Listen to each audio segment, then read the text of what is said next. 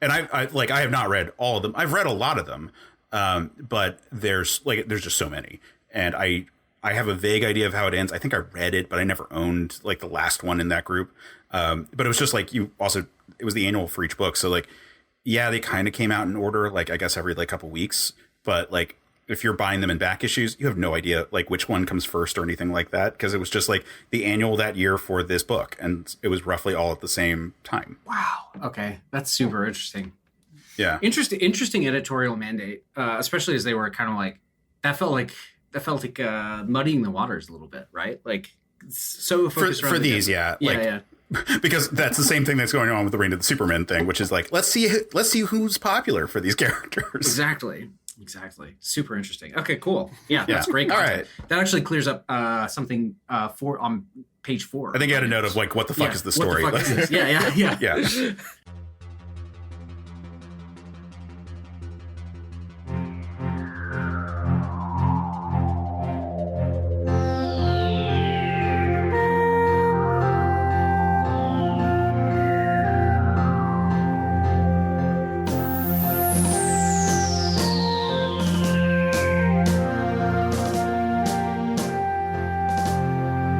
Hey everyone, and welcome back to the Men of Steel podcast. I'm Case Aiken, and as always, I'm joined by my co-host, J. Mike Folson. Welcome back, everybody. Glad to have you guys here with us today. Yeah, it is the day that we've been waiting for, the triumphant return of Superman, sort of. But spoilers. Yeah, I mean, yeah. Dollar store we knew that the longest running superhero comic of all time, the original superhero comic that is still somehow going to this day, was not going to let its main character die and just never come back. That just wasn't going to be the case. So we knew he was coming back. The thing is, it was coming back kind of in a weirder way, just for funsies. And we figured, on that note, we should have someone back on who we haven't talked to in a while. So we are joined for the return of Zach Herring. Woo! Hello, everybody, and thanks so much for having me. I'm super. This is the first time I've actually gotten to talk about Superman and DC. That's true. No, actually, DC. We did the Justice Society, but this is the first time I've actually gotten to talk about Superman, and I'm super excited. Super excited. Get it? To talk about Superman. Yeah, you've been on for Superman analogs this whole time. The whole time. Talking about Apollo and Dynaman and all that, but now we're actually getting to talk about Superman, and not just like any Superman. We're talking about the triangle era of Superman at this point. The 90s, they settled into sort of a workflow after John Byrne restarted the franchise in the 80s and then left the books. And, you know, what was going to be the direction of this new type of a character? Well, it was a character who had a lot of books running simultaneously, and they were like, let's do big stories that we can kind of focus on like our particular niches, but at the same time have big meta plots. And also, this is the time where all of a sudden the comic like investors bubble got really, really big, and people wanted to do big events. And arguably, this is like the example of it all, because the death of Superman was a huge event that had like actual real world national news that drove up values. They had like collector's edition version that had the badge, like the armband that you would put around your arm to like celebrate Superman's death. And then they treated it like a real thing. I was like reading a like the News Time bonus magazine that was put out, and I think some of the quotes by like real people are real quotes. Because there's like one from William Shatner talking about like how when he was a kid, he put on a cape to be like Superman, and in universe that doesn't work. So I think it was actually people talking about like what it felt like to have Superman die. And then the news shifted gears when they announced that he was coming back, but he was coming back ×4 because it became a whole thing about like, oh man, Superman's coming back. Which one's the real Superman? It was like I read this in post, but I was incredibly aware of it when it came out. Because the news covered it. Disney Adventures had like things about like Superboy's coming out and like Disney Adventures. Yeah, I know, right? Like, just like any sort of nerd outlet. Which is funny that like Disney Adventures was kind of like one of my gateways into that. But you know, like video game magazines and obviously Wizard talked in great detail about all this. And then it's a big event for me. But then it's also just. It was the big thing that like drove up sales of a thing, expecting value to rise because it was like in the wake of like Action Comics #1 selling for some crazy amount of money. And then it didn't do it didn't because everyone had a copy. Like it didn't need to be valuable. And also, do we know how many of this printed? Like it sold? It's a huge number. Like if I needed to look up the death of Superman itself, it was pretty high, but I couldn't tell you off the top of my head. And then all the other issues are like all over the place on that. Yeah, it was millions. So the reason I ask is because this Action Comics, this first issue is the first comic I read. I feel like everybody has two first comics. They have the first comic that they bought themselves that they picked, and then if they're lucky, they have like the first, like the comic that their parents gave them that they're like, I like this. My mom, I think this is one of the few, this was definitely an investment that she bought she was like, I will buy this for an investment because it came in the plastic sleeve. This is the first comic book. And I read it until the cover fell off. And so I'm sorry, Mom, for ruining your investment. but this was like the parents did not do comics, but this was the comic that that was like this thing that immediately connected all the dots in my head in terms of like visual storytelling and all that stuff. And yeah, it was, if it was big enough that my parents bought it, then I think it was probably a heavily saturated market at that point. Yeah. Yeah. I think I had two copies at one point of The Adventures of Superman because I had one to read and one to collect. Yeah. And that was later. It was me hunting it down, and I could hunt it down because there were a lot available. It's kind of like trying to hunt down a copy of Sonic 2. Like, you can do it. It's not that hard. I still have mine. Yeah. Or like the Super Mario Bros. / Duck Hunt cartridge. Yeah. Like, you can find those. You can find it.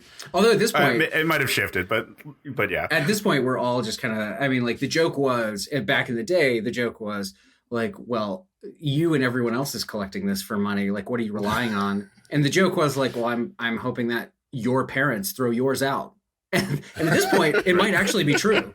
Like the timeline's getting long enough where I wonder if there are like enough people just kind of like ditching these to where there's the few pristine editions left will be worth money at some point. And even just poor storage. Like recently I had the fairly devastating moment where when I went to college, my parents put a lot of my comics in storage, and I had checked on them a few times, and then there was a couple year gap, like when I moved up to New York, where I didn't really have a chance to just confirm that everything was good. And apparently there was a water leak that even my parents weren't aware of. A lot of it was on the ground. A bunch of it were in just like regular boxes, and even the stuff that was bagged got destroyed. Damn, that sucks, dude. Yeah, and it was.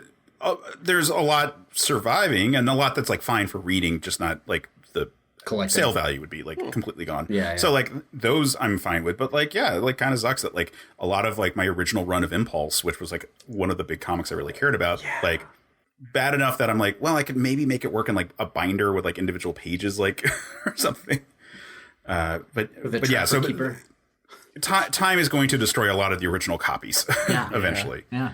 And that will eventually make some of these valuable, at this point. But the problem is everyone wanted it to be valuable immediately. And it just wasn't going to be. And it wasn't. No.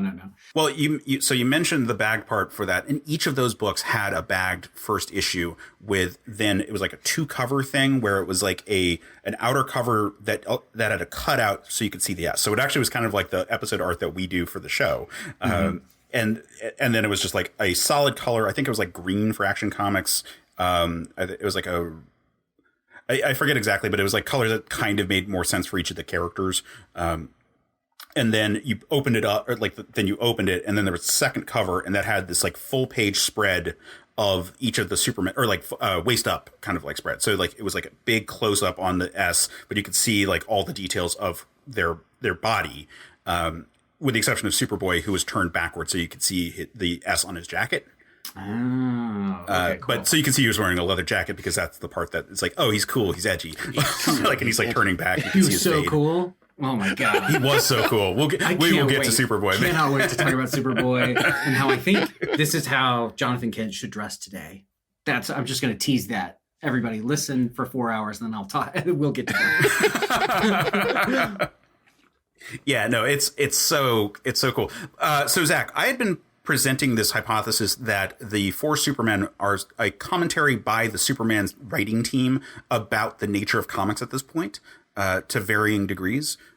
There's also an element of them just testing the waters of like, which Superman do people gravitate towards? Which one's the cool one? Although clearly they never were going to be like, and the original is never coming back, because they like rereading it now, knowing like how it actually plays out. I'm like, oh no, they really do set up all the things for Superman coming back in that first issue of Action Comics that opens this arc. But it, like, we had made a point that like Louise Simonson is the writer on Superman, Man of Steel, and that she her previous big gig was doing New Mutants, which she was ousted by Rob Liefeld on. And I can imagine her having an axe to grind in discussions of like some of the like Image era comics. That's crazy. I didn't know that. That is fantastic context and actually makes Man of Steel slightly better for me. It's still pretty cringe, but it does make it a little bit. It still makes it. There's a thing Man of Steel we'll have to talk about. I mean, obviously we're talking about all these, but we're going to talk about all these. There's things going on. Man of Steel. Oh my God, I took pictures and sent to my friends, going like, "Look at this shit." So we'll get to, because I think there's a lot of stuff that's like doesn't hold up very well, but had the best of intentions at the time. Yes, it did. But yeah, so like we've got cool hip like 90s superhero Superboy, who is like wearing a jacket, which has become kind of the cool thing for stuff like this is the era of the X-Men having jackets. This is the era like the Jacket Avengers. This is all post Animal Man, and before that that like one pinup done with Miracle Man wearing wearing a jacket that everyone gravitated towards. So it's that era where they're adding like fashion accessories to characters, and just needless belts everywhere. Straps. So that's one thing. He's got that mid-thigh strap, which has to stay for for when Jonathan Kent adopts it in 2023. And then he's the amazing circular glasses, which he should never take off even indoors, because that's an amazing look. Yeah. Oh God, I love. There's a lot of stuff where it's like the fashion choices do not work today anymore, but or have started to come back around in some cases. I was gonna say like some of it, love so much. Some of it, put him in Crocs, and he looks like every other Gen Zer that I see at brunch. Superboy definitely would have a TikTok today. He would, and it would be great. Absolutely. And he'd levitate the phone with his telekinesis once he realizes he has it. And it would be just like that scene from Chronicle where Dane DeHaan is just like having like phones float around him while he like broadcasts. But then you get like Steel, who is like classic armor guy. We've got the cyborg Superman, and like how many fucking characters were being introduced at that time that were cyborgs. Like look at the image slate. Look at Cy Gore. Look at Bloodsport. Like look at all of anything from Todd McFarlane. Superman looks like Cable, basically. Superman, if Cable looks like Cyborg Cyclops, then Cyborg Superman is just kind of like looks like a DC riff off of that aesthetic, which is basically really yeah. And then you have Eradicator, who has a very of the time like center column like color thing. Like that's the Legion of Superheroes at the time. Like that was like completely across the board standard for their outfits. That was very much like an early 90s like design convention. Not that it had never existed before, but it was just like that had become popular at that point. But then his characterization as this like hardcore, I'm going to kill everyone kind of thing, I think is a commentary on a lot of the post Punisher anti-hero movements that had been occurring in comics. And so you can see that there is like a lot of like commentary about comics, seeing like, all right, well, which things works, and opportunities to reintroduce stuff that the team had felt that they had lost in the wake of the Silver Age being reset to the John Byrne era. Superboy's a big part of that. They had like finally figured out a way to have Supergirl not be completely insane to discuss, but even then they hadn't quite nailed her yet. Like we'll get to some of the other like cool additions that we get there, but it's fun to have those elements and to like play fake outs with everyone. And obviously, from the marketing standpoint, it's really good to be like, which of these four is Superman? Even though like in the actual comics, there's only the question for two, because it's very clear. Like, yeah, Superboy's a clone, and that has some interesting stuff going on there. And then Steel is very explicitly not Superman. Like he's like, I'm literally not Superman. My name is John Henry Irons. I have a suit of armor I built. It's something I really liked about both Steel and Bibbo. Yeah. Bibbo. I really liked. It's almost like the everyman Basically, Yes. it was a commentary on how much of an inspiration Superman has been, and then they basically allow these grassroots Supermen to kind of like rise up and take his place. Honestly, it kind of reminds me of that series that was 5 or 6 years ago, Robins plural, where it was like Robins became a thing that everyone. It became like a symbol that everybody kind of like inspired to and all that. I actually really like that. I think there's like a really interesting thread that you could like continue to pull even today. On that side.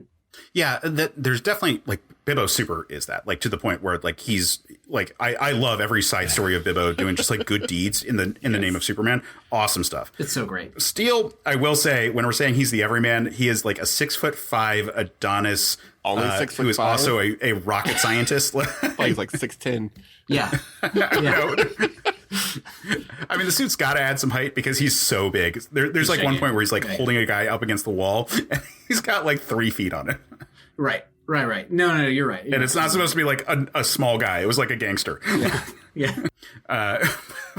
But yeah, but I do agree that it is the idea of like a human could attain this.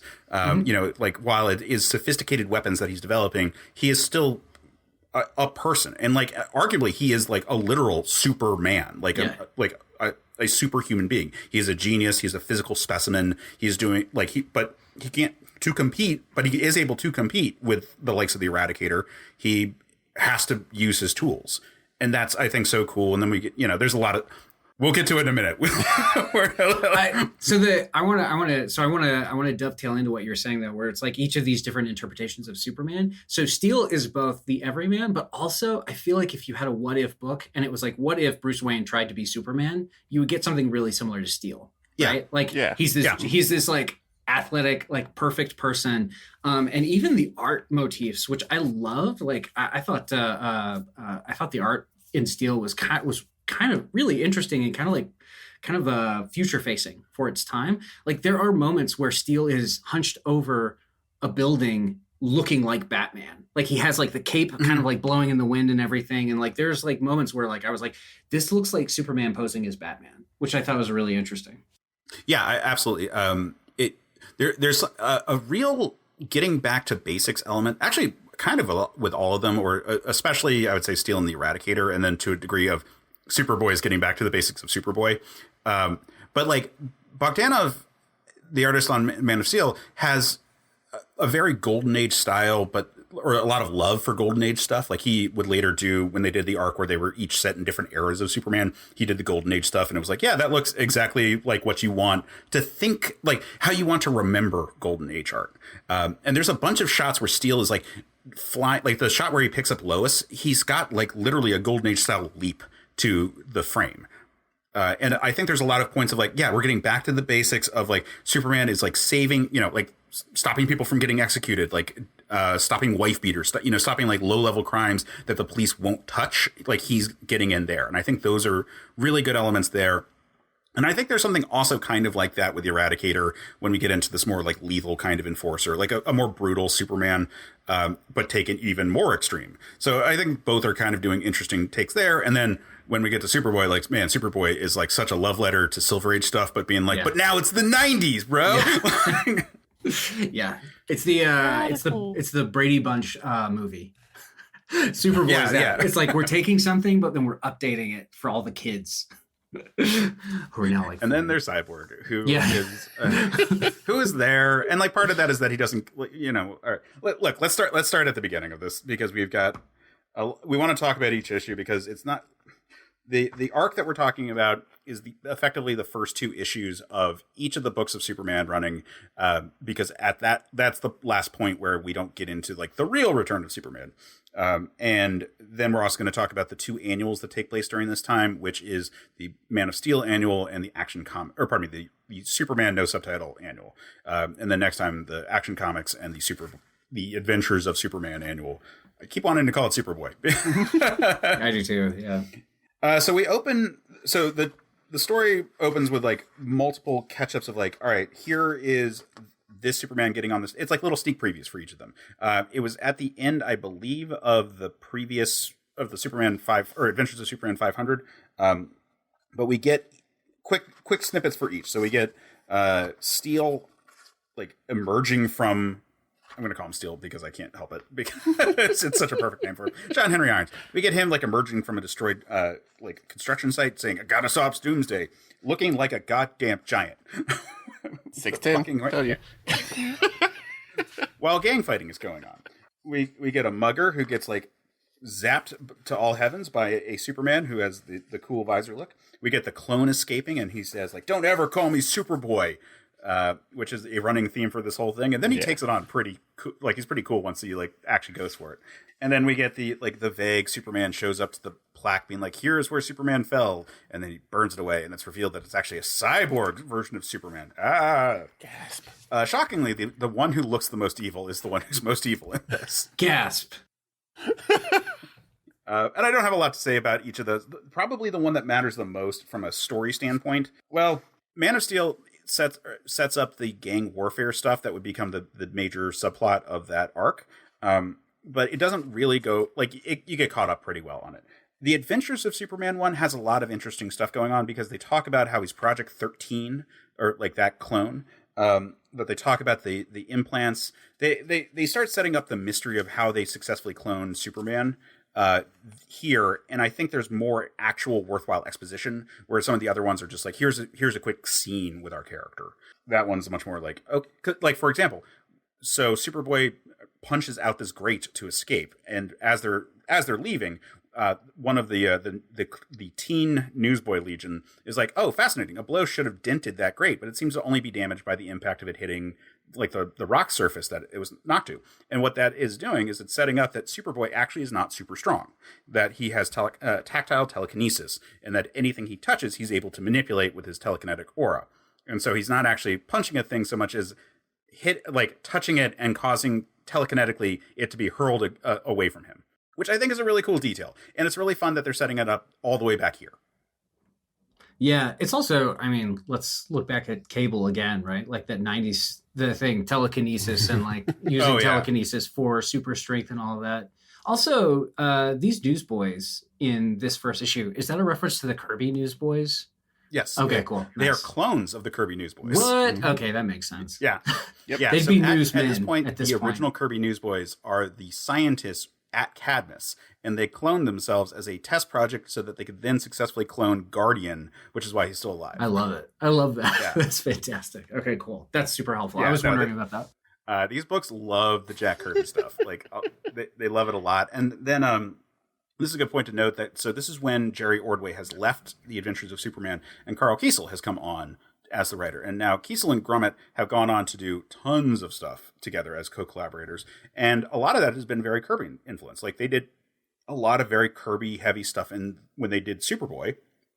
And then they would go on to do lots of other books, such as Section Zero, which is like the biggest love letter to the Fantastic Four you could imagine, where it's like an Area 51 style Fantastic Four book.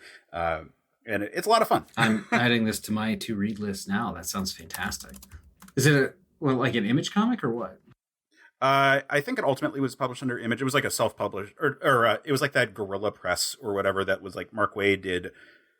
Empire, I think, was the name of the book. Yeah. Like it was a bunch of small imprints that I think ultimately settled under Image, although may have been Dark Horse. It is Image. God, this looks great. Okay, all right. Adding that to my to-read list for 2023. Thank you. But then we get on to the first issue of Action Comics in this run. And this is, in retro, like it's actually, I think, wonderfully written from the standpoint of deceiving you to think that that Superman himself, that Kal-El has been recreated. But then in retrospect, seeing how it is absolutely not the case. I think they do a wonderful job of having this fake out so that you, the reader, if you're reading this book, you're like, oh yeah, Superman's back. Yeah, absolutely. This was also, it's important to note, right? Like he definitely looks the most evil, but they sold him as the most, I think the Eradicator is probably the most evil of the Superman, or at least like the most anti-hero of the Superman. He just seemed, gosh darn it, he seemed like he had a heart of gold there at the start. Well, yeah, I mean, so yeah, like the cyborg Superman is ultimately revealed to be the most evil. He's trying to pretend to be the best, but he's got he looks like the Terminator. He does. And then the Eradicator's like, I mean, the Eradicator has like cool stuff. You know, why don't we just talk about the Eradicator costume for a second? Because it's awesome. I really like it. It is. It's hard for Superman specifically, like, to be the symbol of hope, and like the idea that they're trying to do with like the black on the outside. Yeah, I do understand as being like it's this darkness to him. But here's the thing: we've seen in Future State the Mark Russell written story, or the one where it's like set like old Superman and old Lois like doing a diplomatic mission to a planet that Lex Luthor's private planet. He's got the same costume but with white instead of black, and it looks fucking dope. Like, really, I haven't seen. Yeah, that it looks one. really good. I'll check that out. Yeah, I think it's of all of them in terms of like modern aesthetics, like, or I would say like timeless superhero looks. I would honestly say the Eradicator, sans the glasses, is like the one that holds up the best. And even with the glasses, like the glasses are very like 90s, but oh my God, like there's some amazing images. Like this one, and I'm gonna just hold up the bit where you can see the reflection of the television in his that visor. shot right there is great. Yeah. Oh my God, like that is burned. I mean, like I would say every panel of this first issue is etched into my brain. Like I will forget the names of loved ones before I forget some of these panels, but like that one especially is just like that is. I feel like I've drawn this panel like multiple times, like without actually knowing, like realizing I've drawn it. Like it's just like it's so heavily influenced me, and it's all because of the costume. Really, like that design for Eradicator is so good. I'm a huge sucker for a vertical stripe. I love it. I realize that it doesn't look that great in real life because I've very slimming. cosplayed in costumes that had vertical stripes, and they like it. Like just weird positions will sometimes like not look right. It's the hardest one to translate into a real world anatomy without like it's sometimes just like being a weird line because your body turned in a weird direction or you sat down and like all of a sudden that vertical stripe is now like some sort of weird like ampersand symbol. I think and I think if you look at like the movies, that's one of the first things they get rid of is the vertical stripe. I'm just thinking of like Wolverine. They got rid of that. They kind of like got away from there. There's a couple of others where I feel Impulse on the Flash TV show. Like it's hard to make, and like I think there's a compromise to be had where you get it like on the torso and then like maybe break for the pants or something like that. Yeah, dude, like the like thing. But on the page, I love it. It looks so good. I love it so much. Yeah. I wish he had boots like instead of the stripe continuing all the way to the toes. I do like having that have it a little bit of a breakup, but I love the giant S that seems to be like a plate that like attaches to him. And in fact, the notes at the back of the trade, which I love, talk about that it should be some sort of like magnetic thing attaching to his own energy field. I think that looks great. And you know what? Energy blast from his hands on Superman looks appropriate for the era. I would argue that this Superman specifically is very similar to Mr. Majestic. But like, really? I would not be surprised if there's some kind of commentary going on there. Oh, that's a great call, and I also love Mr. Majestic, specifically the Ed McGuinness era. I don't think anyone draws better superheroes than Ed McGuinness, and specifically that Majestic McGuinness stuff was amazing. Yeah, but that was Jim Lee's take on a more cold, aggressive Superman, who is like very like very logical. Like, nope. For military victory, we have to do this thing here, here, and here. And I will admit that I don't know the exact timeline on this. Like, could that be a response to it? It very easily could have been like this came out first by like a year or 2 years, something to that effect. I'm not sure. I'm not looking it up right now. Like, I'm just saying that like in terms of the zeitgeist and where we were having discussions of Superman, that colder kind of approach was out there. Like, we know that it was a thing from the 80s already, and so the fact that it became mainstream in the 90s is not surprising.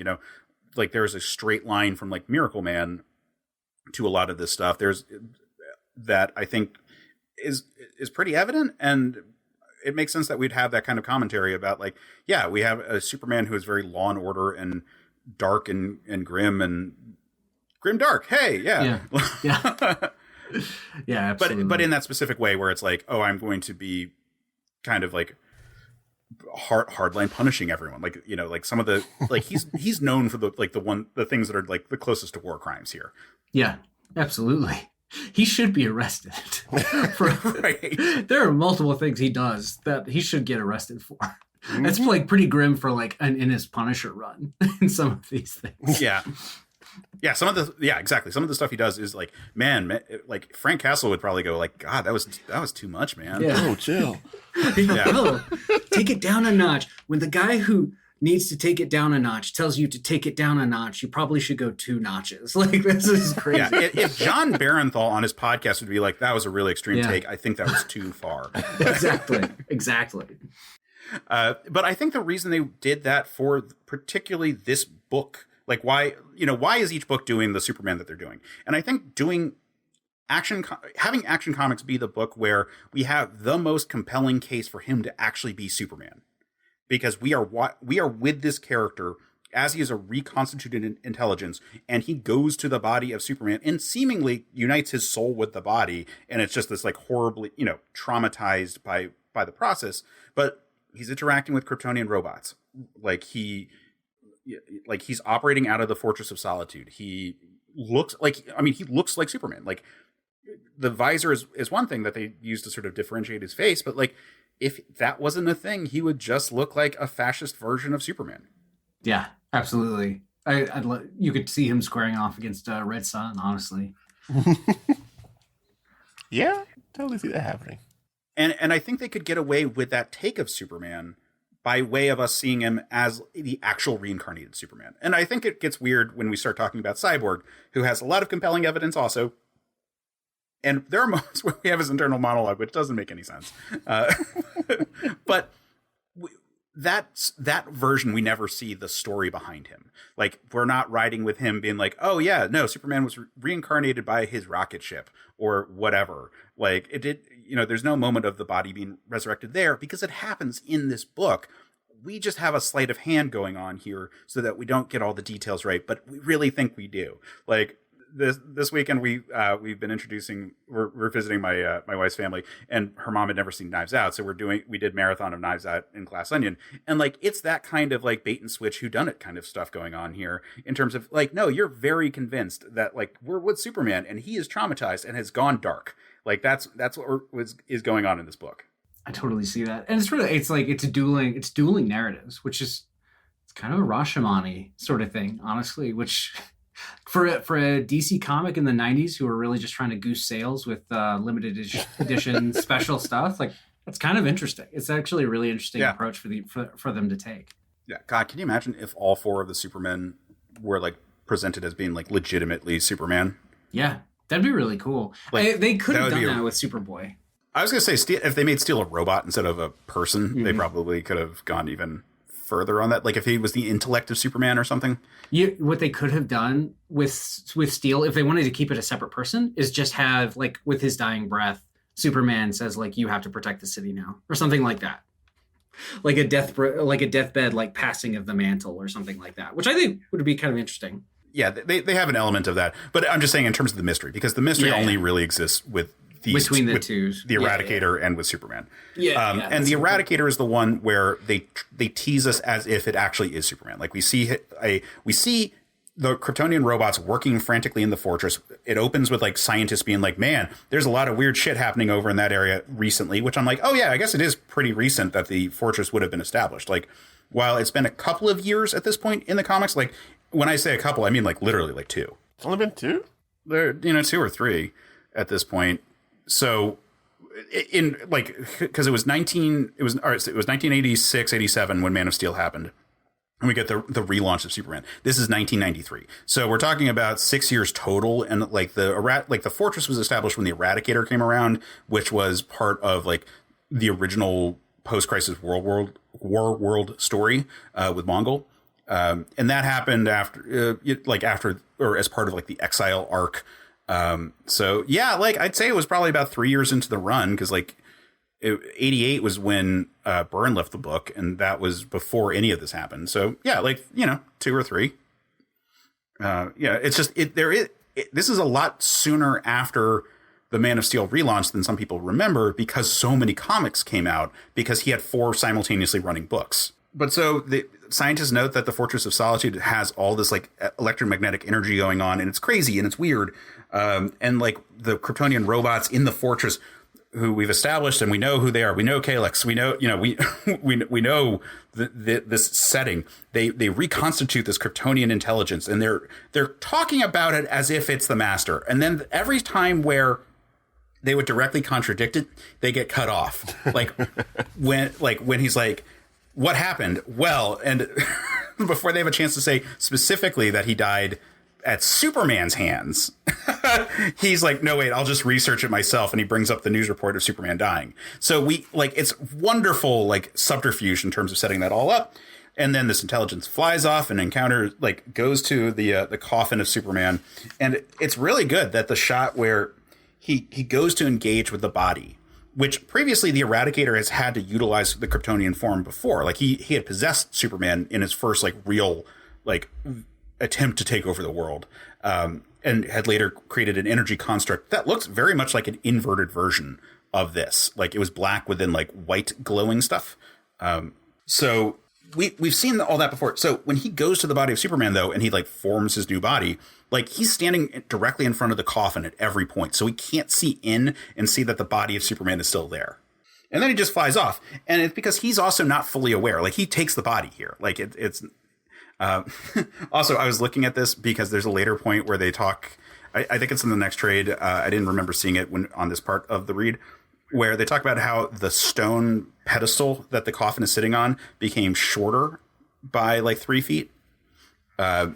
And I was trying to see if the art supports it, and I can't really tell. Okay. But it's because he absorbs the mass of the stone pedestal to create the form that he is currently occupied in, because he's a construct. He's he's a golem, which again gets back to there is some back to the basics kind of stuff going on here with the Golden Age Superman, and there was this idea of the Siegel Schuster Superman being this representation of the Jewish golem. Mm-hmm. I'm actually reading Cavalier and Clay right now, which is basically heavily features into that. It's basically taking that and then building a whole alternative world around it. And yeah, it's fascinating stuff. That's interesting. Yeah, really interesting read of Superman. Huh. But that's not the only Superman that we're introduced to in this book, because then right after that, we saw this really emotional moment during the World Without arc where Bibbo closes down his bar and prays that the world can be a better place because he really misses Superman. And this is the point where he really is dealing with some trauma. He has some PTSD here. He was desperately trying to save his friend and failed.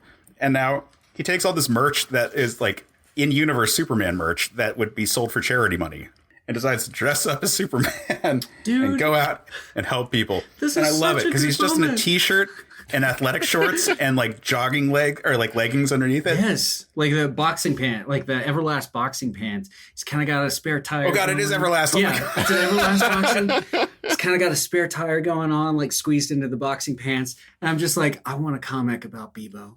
This is amazing. Yeah. And I love that Bibbo is he's a tough guy, and he's very strong and he's very big, but he is also fat, and I like it. It's he looks like a dock worker because he is. Exactly. He is. I mean, you were talking about how Steel, right, is the Adonis, right? He is Bibbo is the everyman person who's doing that. And it's such a. This is again one of those images that's burned into my memory. I remember seeing this as a kid going what is this? What is going on? Why is he dead? Who is this guy? It's this is such a good shot of him. And just the determination of trying to make the world a better place with his fists and not much else, and his boxing shorts, his adorable boxing shorts.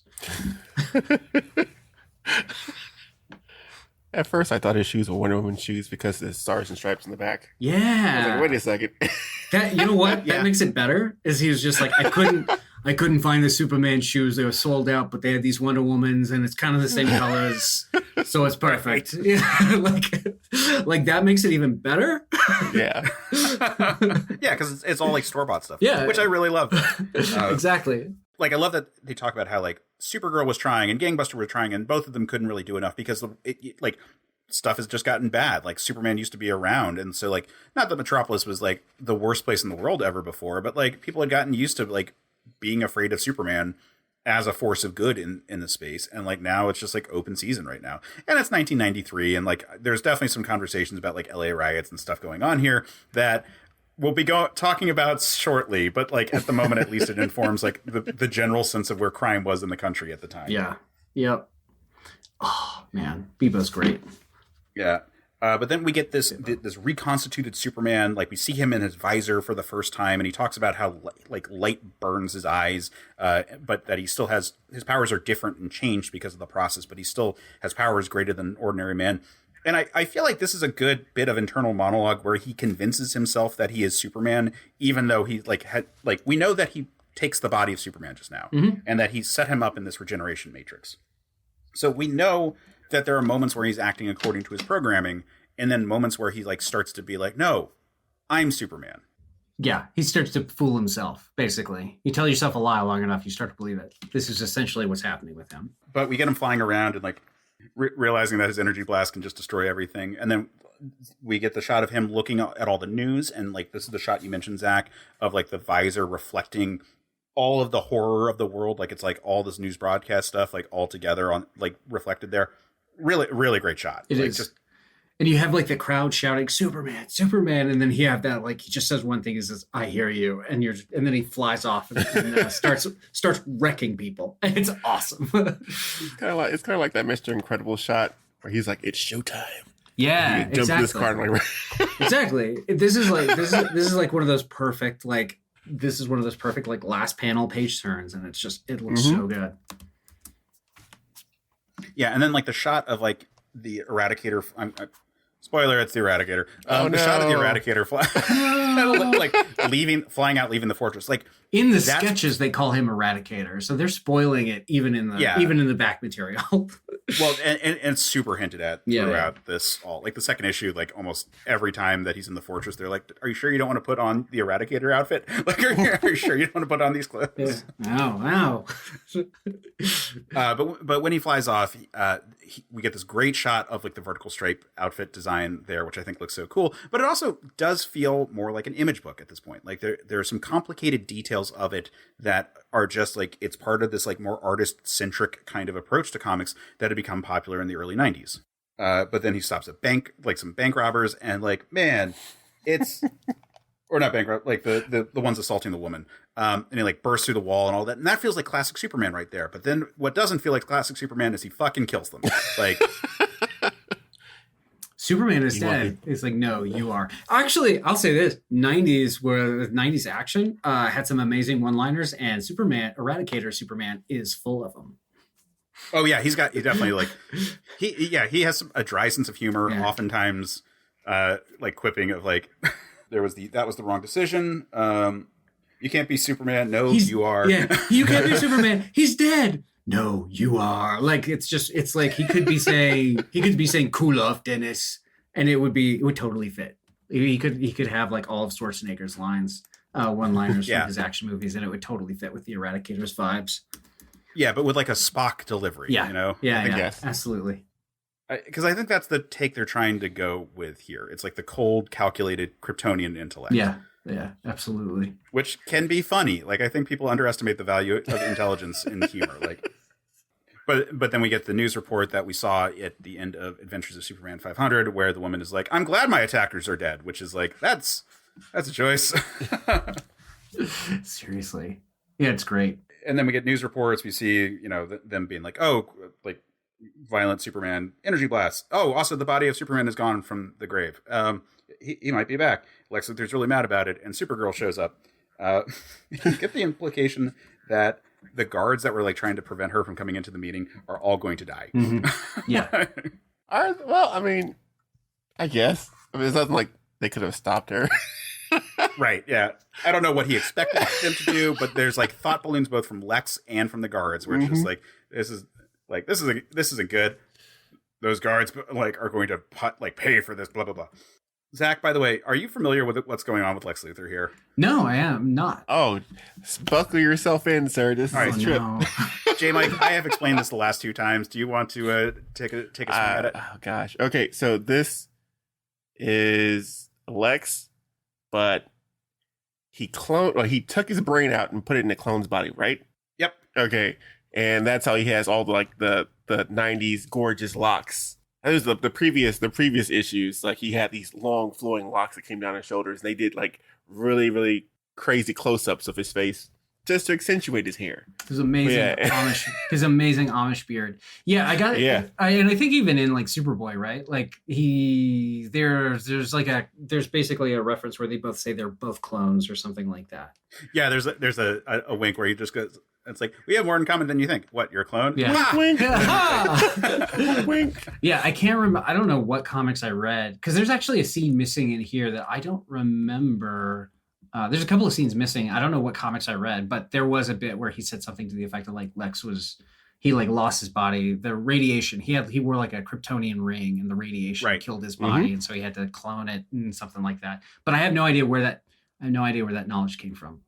There was a previous issue where he goes of Action Comics. I think it was the issue right before. Okay, cool. Where so I guess my mom had he both like of is those. idly thinking about how he had died and had his brain transferred. But yeah, so that's the deal. He faked his death. That's where he strangles the bodyguard too.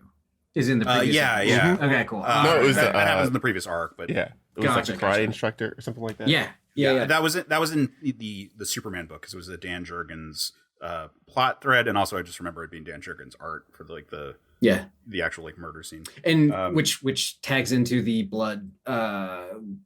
Yeah, the annual that we'll be talking about. The second which one. surprised me because, but we'll get there. Yeah. But yeah, so Lex Luthor, this is Lex Luthor Jr., who is actually Lex Luthor Sr., but in a cloned body, and he'd faked his death. So everyone thinks that this is not the original Lex Luthor. Everyone thinks that this actually is just a nice guy who has been funding city projects, has like the Lex Guards or Team Lex or whatever, and then Supergirl, because this Supergirl was created by a Lex Luthor of a different reality, decided that this must be that Lex Luthor who was good must be like this Lex Luthor who she thinks is good, and so now they're fucking. Yeah. Well, I didn't catch that. Oh, you didn't catch that? Oh yeah. So good to know there, which makes the Superboy issues even creepier. So good stuff there. Yeah. Let's keep going on that. Because it is fucking explicit. In the issues leading up to this, there's like one shot where they both come out of the bedroom, like putting the robes on. Yeah. Awesome. Well, that's good to know. that adds a lot more color to the Superboy comic or the Adventures of Superman. Yeah. And then you have to ask, like, how old is Supergirl? Well, the actual answer is several hundred years, but also kind of 3. Yeah. Yeah. Gosh. Because she is an artificial weird. construct who has the memories of an adult Lana Lang, but then she was sent back in time and lived in the ice. She was frozen in ice for a long time and then emerged, but she's actually still like a construct that's only like a couple years old, and was like living as this like confused child with the Kents for a while. Wow. And then she met Lex Luthor and she's like, I'm going to be a woman so I can bang that. Was this, I'm going to be honest, was this a John Byrne plot? It started off as a John Byrne. Okay, there we go. How did you know? Lucky guess. All right, cool. All right, yeah. interesting. But so we move on to a plane collapsing. The pilot has a heart attack. It took me a minute to realize that this was like a private plane as opposed to like a big airliner. Yeah, it looks like it looks like a bomber. Yeah, it looks like it's a drawn bomber, too big. But it's supposed to be like a small plane, like possibly like just like 2 people or 3 people. You know, like it's a very small private plane as opposed to like some big thing. But Superman catches it, and this starts a series of shots that appear throughout this entire run of Lois Lane catching up to Superman, shouting, "Hold it, Buster," and then being surrounded by a crowd and him taking off with her. And it's exactly that way that happened in Man of Steel issue 1, like the public appearance of Superman. And in this case, it was from him saving a plane. So they're really trying to draw parallels to, like, yes, this is Superman. He's back, motherfucker. I swear. Yeah. Like, if you didn't have the hype machine, like, and this issue came out first. So if you were not aware of all the news that, like, oh, man, 4 Supermen are coming back, you would think that this issue was just, yep, Superman is back. And he's different now. He's straight up killing people this time. Taking no prisoners. It's like shot for shot, like... like the crowd shot, and like we see it a bunch more times, like the same crowd shot of Lois and Superman together, and then like a bunch of people like mobbing around them, and then him flying away with her, and we get this is the most compelling Superman also from the standpoint of he is very aware that that she is that he is Clark, or rather that Superman is Clark. Like he talks around it a little bit because he's not able to like empathize with this all because he wasn't actually Clark. But like he's the one who's like, nope, no, like no, I know you were engaged to Ken, and Ken had a double life. He was me, or he was Superman. But no, I tell you, Kent is dead. I am Superman now. I think the respective writers for this really play kind of interesting. You get kind of the similar emotional beats, but with Lois handling it in very different ways, right? Between the two Supermen coming back, it's really interesting to kind of see, two different takes on that. To be honest, I kept reading his lines, and the what are those things called from Doctor Who? The Daleks, the Dalek. I kept reading his lines in that voice. Eradicate. Kent loved you very much. Trusted you with his second identity. Am Superman. Eradicate. Exterminate. Eradicate. Eradicate. That's awesome. But yeah, so like that, like this, again, this is the most compelling story from the standpoint of what we watched in terms of the evidence. Like, yeah, no, from his vantage point, we have seen him be a Kryptonian. We've seen him be Superman. But, in terms of proof, he doesn't really offer that much. It's mostly just like, oh yeah, he's got the memories of Superman, and he looks very much like Superman. It has similar but not the same powers as Superman, and a very different attitude. Then we move on to a story that is not at all related to that. We jump over to Man of Steel, and we start with a retelling of the story of John Henry, while simultaneously a drive-by shooting is about to happen with like a lot of gang violence. So Man of Steel is being written by Louise Simonson, and we have observed at this point that she has the habit of writing, or not habit, like she tends to write about more down-to-earth people. Like she's the only one who focuses on the actual human beings that are living in this like underground community under Metropolis. Like she tends to care about like homeless characters and like just more like regular human beings like living in the city, as opposed to like just the people who are working at the Daily Planet, or like the richer people, like the LexCorp stuff, and like the like Action Comics deals a lot with like the police, but like she's dealing with like I said, the people down on the ground. And this is their attempt at doing some real commentaries on, again, talking about like LA riots era, talking about like gang violence in the United States and the problems with it. And, I think it was incredibly progressive for the time, but it is two white people telling the story. Yes. Yes. I'm just going to say yes. That's a good. They have acknowledged it. Like they are aware that it's like questionable in retrospect when you get to it. Like it's the same situation we sometimes have with like Chris Claremont. Like, yeah, you could, trying to raise awareness about situations, but you're not being you're not the right voice isn't necessarily great. But also, if you weren't going to do it, who was? They would have just put another white person on the comic. Right. Yeah. It's still a hard read for me personally. Like just kind of like going through, I'm like, whoa, boy, I don't enjoy reading this. Just in terms of like, I don't know. Like, I don't know if it's entirely successful in the story it was trying to tell, but I love the art for this. And so I feel like I might have tuned out a little bit on the actual word balloons themselves and just kind of like watch the art, because like this double page spread with the drive-by shooting, you even have like John Henry kind of like waving to the kids he's got the Superman coloring, right? Like the blue shirt with like the red pants. And then I love the shot in the next page of him with the kids jumping with the kids with the explosion.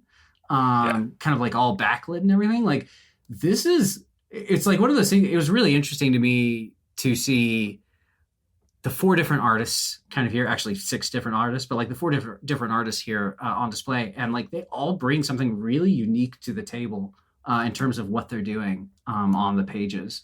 And I thought this was fascinating, kind of like how he was working with the different cross hatching and the lighting and the color, even the colors. I think is really solid for like near future computer stuff. There's like some really bad examples of computer coloring later in this trade. Yes, but they did a good job here. I don't know if this is like right at that moment or Yeah, there's actually some gradients here. So I think this is actually also computer coloring, and it's actually really good for like kind of the early era of that. Yeah, I was when I was first reading, I was wondering if it had been done like it had been adjusted for like digital, and then I went back to the trade and I was like, oh no, it's actually there. So it's very nice that it's all there. Yeah, this comic really plays with a lot of coloring in an artistic way that isn't just like, can we add more nuance to the color? Like, we've got a black and white sequence for the flashback. We've got a lot of uses of like monochromes, especially like when he's working on the armor and it's like it's the forge and it's like he's lit yellow and everything else is red. Really dynamic use of color that isn't across the board, and you can get away with it when you have this much more like abstracted kind of design that Bogdanov goes for. Like, he has these like really like exaggerated features, kind of like an Ed McGuinness, that I think works really well. And with these like sort of more cartoonish kind of figures, like that more dramatic color scheme like plays better. That said, when I was a kid, this wasn't like my favorite art style, but like it's cool. It's one of those things where I feel like I had to grow up to appreciate, because right now, I mean, like looking at it now, especially that splash page at the end, right? You get the full costume splash of steel. Mm-hmm. That's awesome. It's like it's so cool. Like, just in terms of like the line, like we were talking about how vertical stripes, right, are really nice and graphic. I think Bogdanov, like everything he does in here, like all the lines he's using to form kind of like the shape of the human itself, it's just so graphic and so striking. And it's definitely something I would not have appreciated as a kid. But now, now that I'm not, and I kind of like just have some different ideas around like what I like. This is, to me, like one of the most unique. He's probably the most unique artist out of the four, outside of like that first artist from the Bloodlines. He's really interesting work. Yeah, and I love the steel design. I think it holds up really well. Like, every version since has just been like, well, what details do we want to add that doesn't take too much away from this design? Because I think, it's so striking of like it's a suit of armor with a big Superman symbol and a cape and the hammer. Like, sometimes they go for like a helmet instead of like the human face, which I go back and forth on. Like, obviously from a practical standpoint, like a helmet makes more sense, but from a like the look of the character, the human face like stands out. Like, you always remember it. It's not Iron Man. Yeah, absolutely. And I also want to call out, I don't think that if you look at this splash, the feet, it doesn't look like it's adding any height. So he is actually just 7 foot tall. Yeah. There are no platforms to his feet. It looks like it is just, there's maybe like a quarter of an inch of steel there, and the rest of it is all him. He's actually 7 foot tall. That's true. Yeah. I do want to call attention though to the boots though, because I love a lot of the practicality of the design. Like, the boots have these big rockets, and they look like just like legit rockets, like welded to the backside of his calf. Yeah. And then there's a line that runs fuel down to it along the sides. And I think that's like such wonderful practical details. The same. No, I love that. That really stands out. It also, I think I had the toy of this. It also made this action figure stand a lot more easily than all of the others. Yeah. Is that why they put it there? Probably. I mean, as a kid, Steel was always standing front and center because I could count on him to not topple over like versus everybody else. Yeah, but so we get the tale of this guy, John Henry Irons, who is under the alias Henry Johnson, which is like, okay, cool. That was that's your alias. All right. No one would ever put those two together. I am Ike Caseman. Yeah. But he gets thrust into this like gang violence thing. We get a bit of a supporting cast for him. We get the psychic who lives upstairs. We find out that like he's now being targeted by the gangs who he like tried to stop like one kid from dying. Who I think the friend is supposed to be the one who we saw a bunch of in World Without Superman. But it's just like fun to have like this larger world that we're investing this character into. Like they very much aren't just like, we're going to have like Cyborg Superman has no supporting cast. like at all. Like he's just there. And Eradicator has the scientists or like the Kryptonian robots, but also lesser of one. Like this is one where you could see how this is the foundation for a new character who is going to be an ongoing character, and is again very explicitly not Superman. Like it's not he's not Clark Kent, or maybe not, I shouldn't say that. He's very explicitly not Kal-El / Clark Kent. He is John Henry Irons. And they make this idea that like, well, maybe Superman's soul traveled into this body because he could have died. Like he was buried under rubble during the fight with Doomsday. So like there's this idea that maybe the soul of Superman went into this body. So he has all of his memories and whatnot, but he has this inner nobility. And sure, maybe, yeah.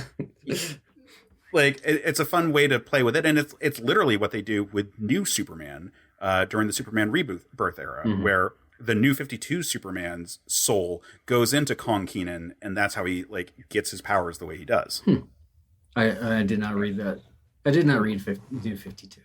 That's good to me. Yeah. So when they brought back the post-crisis pre-New 52 Superman into that, he was a separate character from the New 52 Superman who dies, and then regular Superman like fills in that spot, but the soul of New 52 Superman travels into this Chinese guy by way of an experiment. Yeah, I did read that actually. The the Yang, so it's Jin Lin Yang run. That was great. Exactly. Actually, that I love. Yeah, so the experiment they do is they harness the chi of the New 52 Superman and infuse it into his body. Okay, I don't remember. Apparently, I don't remember the origin. I just remember, and I think that was probably happened pre-trades. I was just reading the trades of that series. That was great. I actually really liked that.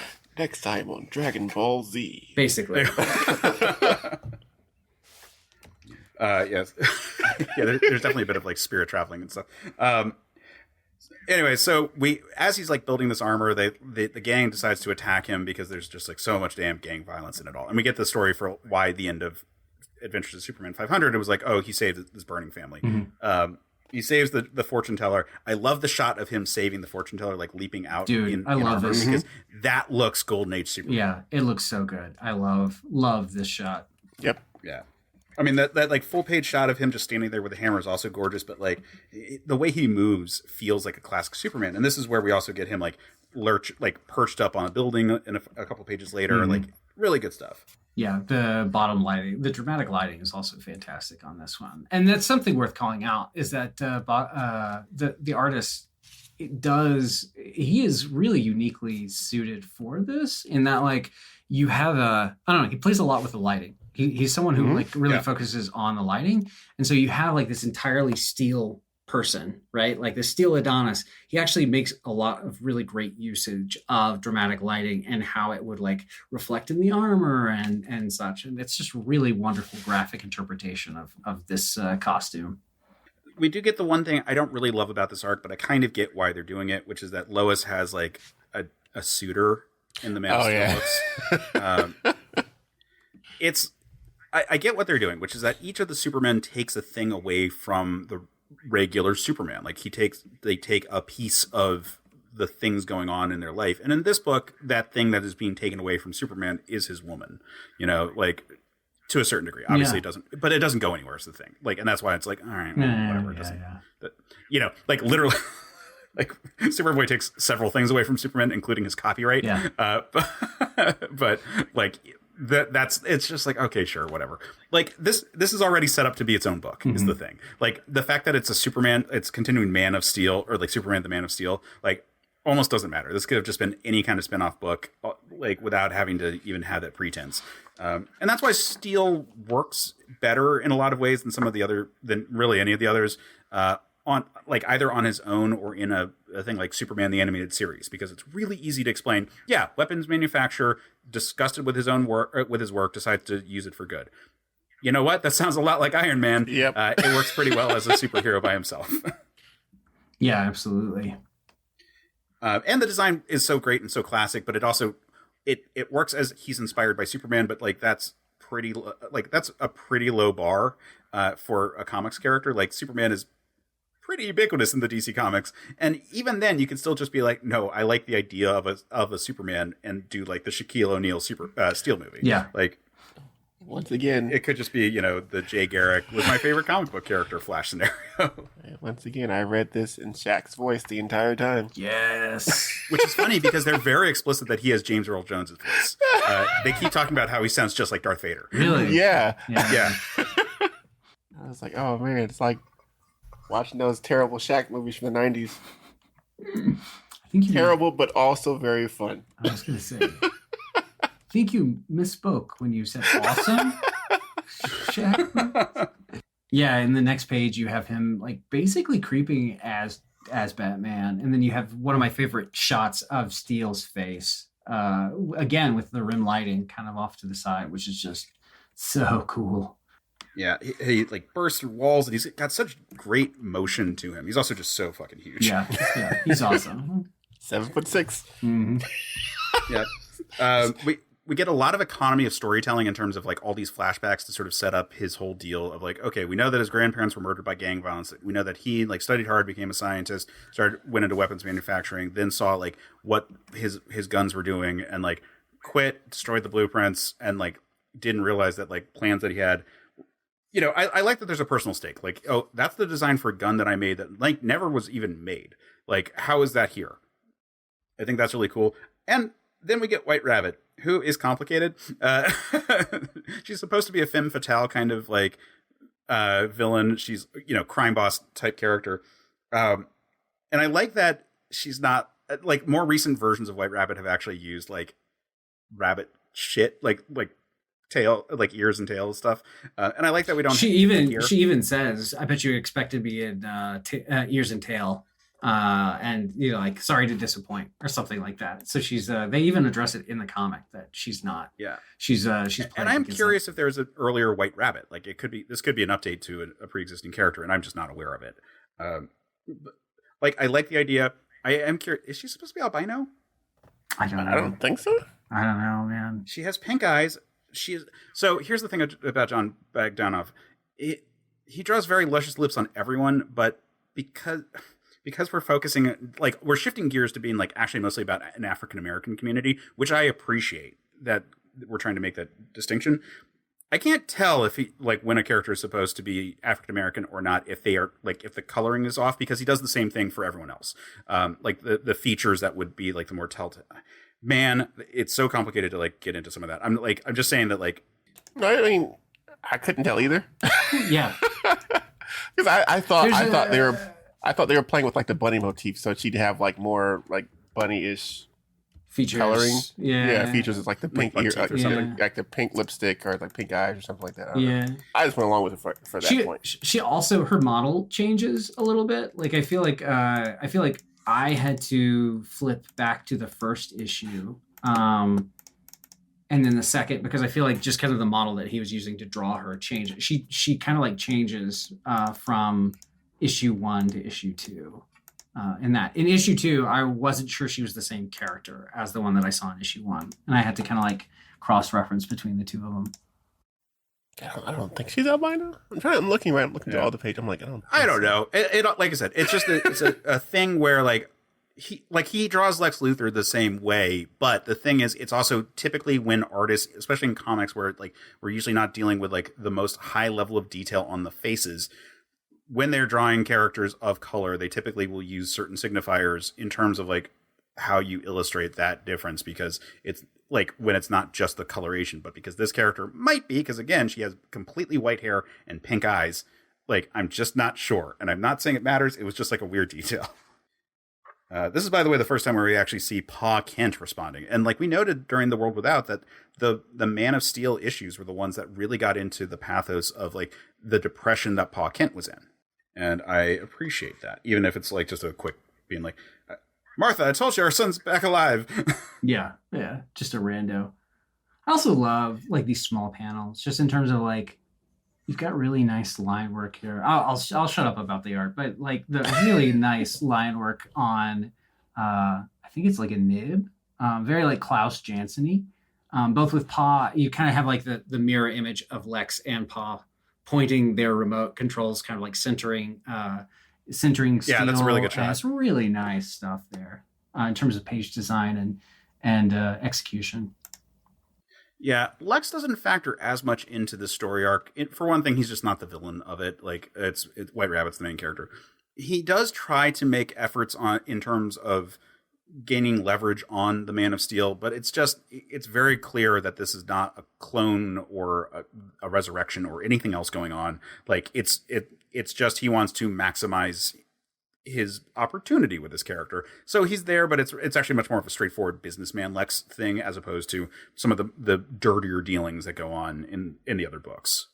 Then let's cut over to Superman, where we get a shot that I have to say would be more interesting now with better coloring techniques of Lois Lane thinking about Superman and him being in the reflection. I imagine that like a better kind of like gradient to illustrate the windshield would make this art, like the pencil work, just look amazing. Yeah. You almost need it to be like a pass through, just that you can kind of see him. It's more ghostly. This one, it looks like he's growing out of her face, which is kind of funny. And again, it's not the pencil work; it's just like coloring techniques just weren't there. It is. Yeah. It was probably something written in the script that the artist was like, "Well, okay, let's try to do this," and then like they got to it, and then I think. Yeah, it just wasn't. Well, you say that, but it's Dan Jurgens on both. That's true. So maybe, yeah. I think again, like just the penciling as it is, just if they had better ability to color it to look like glass, it would have. It just computer work. It just wasn't there yet. Like it's 1993. So we knock out the little like teaser about a Superman stopping a nuclear reaction because it's kind of like oh yeah, we were about to have a nuclear meltdown. He stopped it. Very classic Superman 3, like. Opening story that doesn't really factor in, and then we get Superman going to Cadmus to deal with Doomsday. Which, like, I love this infrared shot where you can kind of clearly see the parts that are human and the parts that are metallic. Really neat. Yeah, I have one question though. Why is his cape also showing up as like human? As human? They do it to illustrate, like, all right, here's the artificial parts, but then they have the cape also glowing the same way the rest of him is, and it's supposed to be this is the normal Superman. Here's the weird part. It's looking at organic material, and that cape is cotton. There we go. That'll do it. Stanley just delivered me a no prize for no good reason. Yeah, there are a lot of lines of like nothing can move that fast, and it's like, bitch, like you live in the world where the Flash is a person. Like there have been more than one Flash. Like, but they Cadmus security tries to stop this thing. Guardians like fighting it, blah blah blah, and then all of a sudden they turn the lights on, and it's Superman. Oh my! Give him to me now! It's this like fucked up cyborg Superman who legitimately looks just like the Terminator. Cyborg Superman. What? Right. Now we've seen everything. And if you didn't have the Eradicator, this would be a very compelling case for this character. Like he has all of his powers, and then later we get more information in terms of like what the metal is on his body and the DNA of the character, and it all was like, yep, this is a very compelling case. But this issue has a little bit of his inner monologue, and those moments are like, for the most part, I'm like, okay, yeah, I'm cool with him being like, yeah, this probably shouldn't deal with this thing. Although I imagine he's probably thinking other. There are moments where I'm wondering if the cyborg Superman here has also convinced himself that he's Superman, particularly because of not so much this issue, but then the annual. But he definitely has like moments where he's thinking thoughts the way Superman would that I find interesting. Yeah, absolutely. It's a great shot at Doomsday too. Yeah, wrapped up in cables and kind of the body suspended over him, and you have Superman in shadow. That's really nice.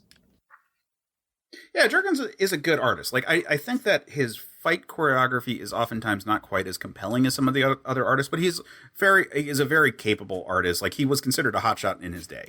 Yeah, no, absolutely. I get it. I mean, he was. This was kind of the era of the writer artist, right? Between Byrne and Miller and that sort of thing. So I get it. I get it in terms. Yeah, of like I would say he's in the Byrne kind of school of.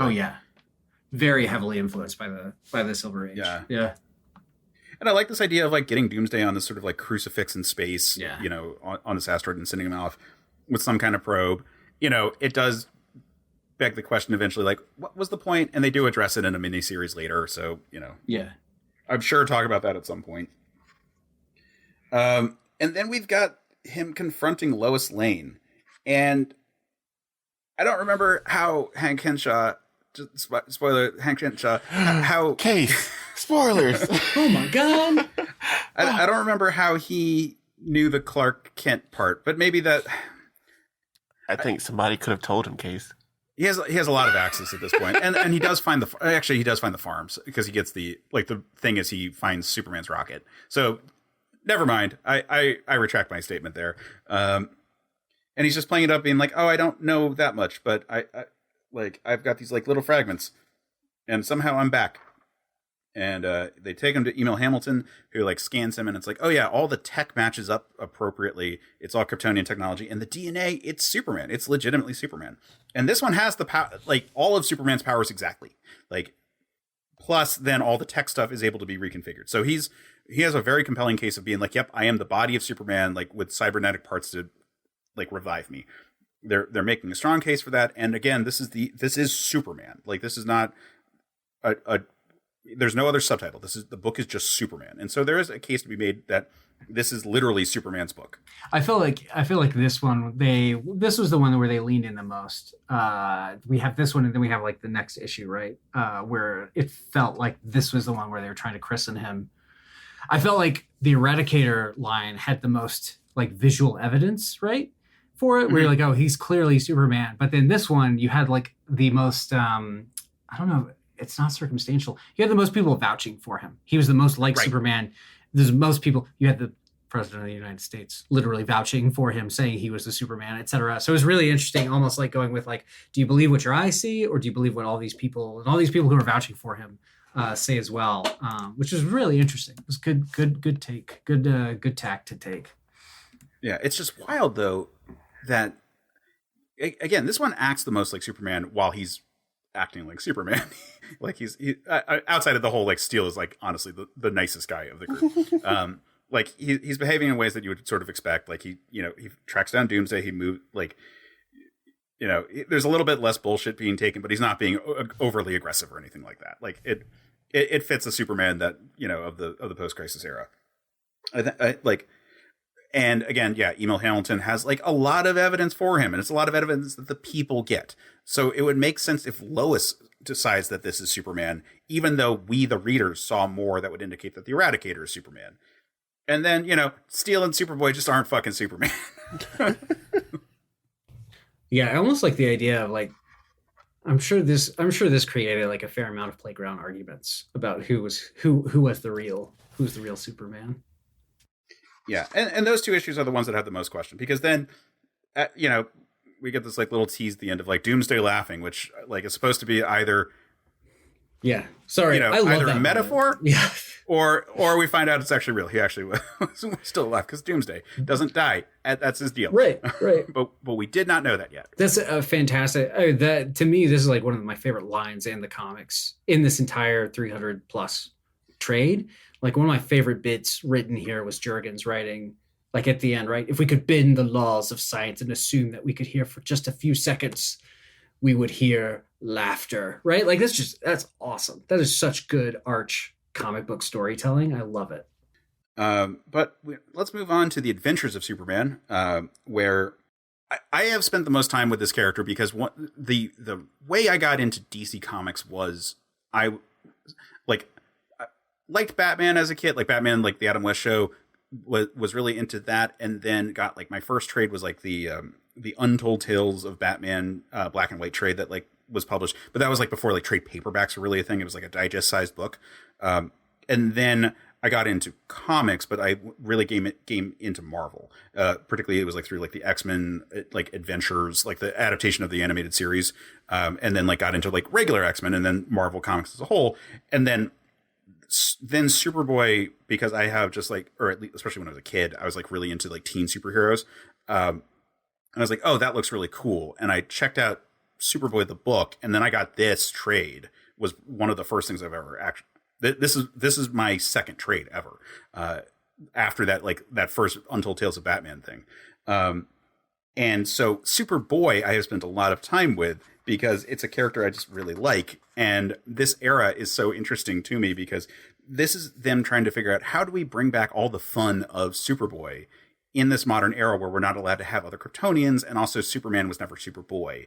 Let's do Superboy as an updated kind of character, but have like fun nods to all of the stuff that was Superboy stuff, not just like Superman stuff that was shared. Like, how do we make it all kind of feel similar? Like, I don't think it's a surprise that the woman he saves at the beginning looks like Lana Lang. Oh, I didn't notice that. Holy crap. She does. You know, the issue is titled "When He Was a Boy." Like that was the original tagline for Superboy books. That it was the adventures of Superman when he was a boy.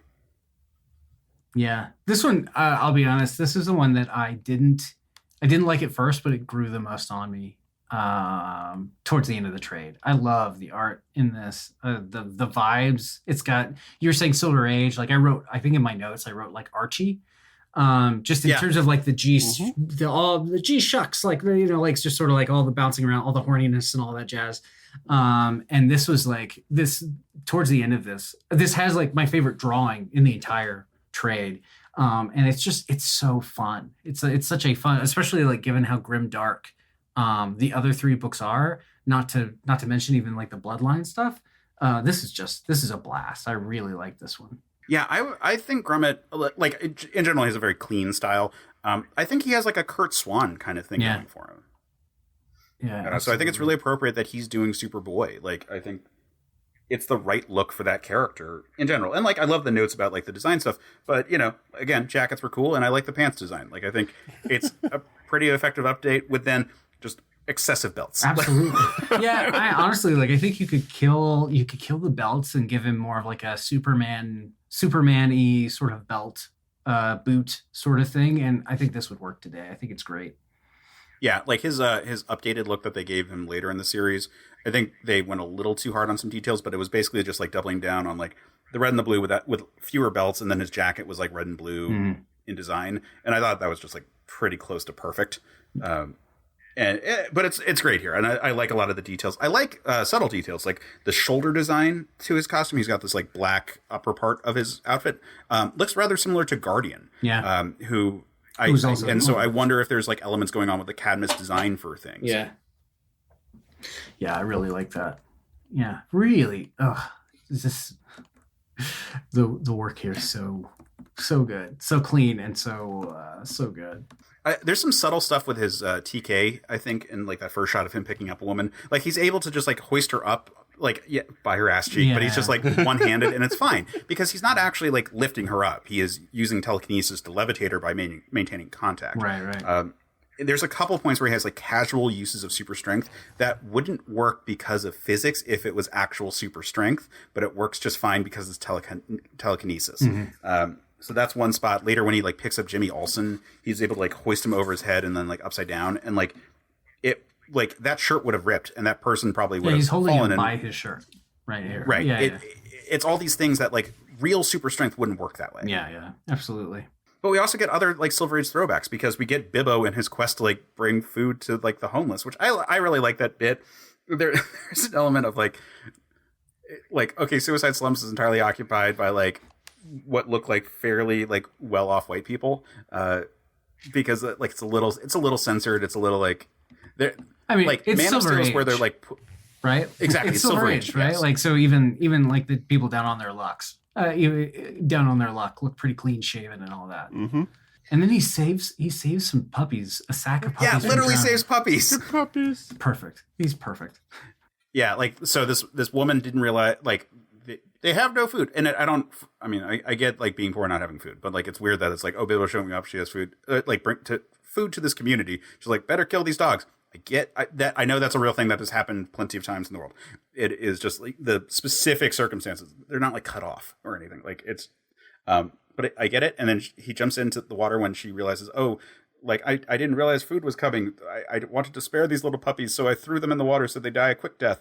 He jumps in and he pulls out this bag, and it is really fucking sad because it looks like it's just a bag of dead dogs. Mm-hmm. And it still is because only one survives. Yeah. But you know who that one is?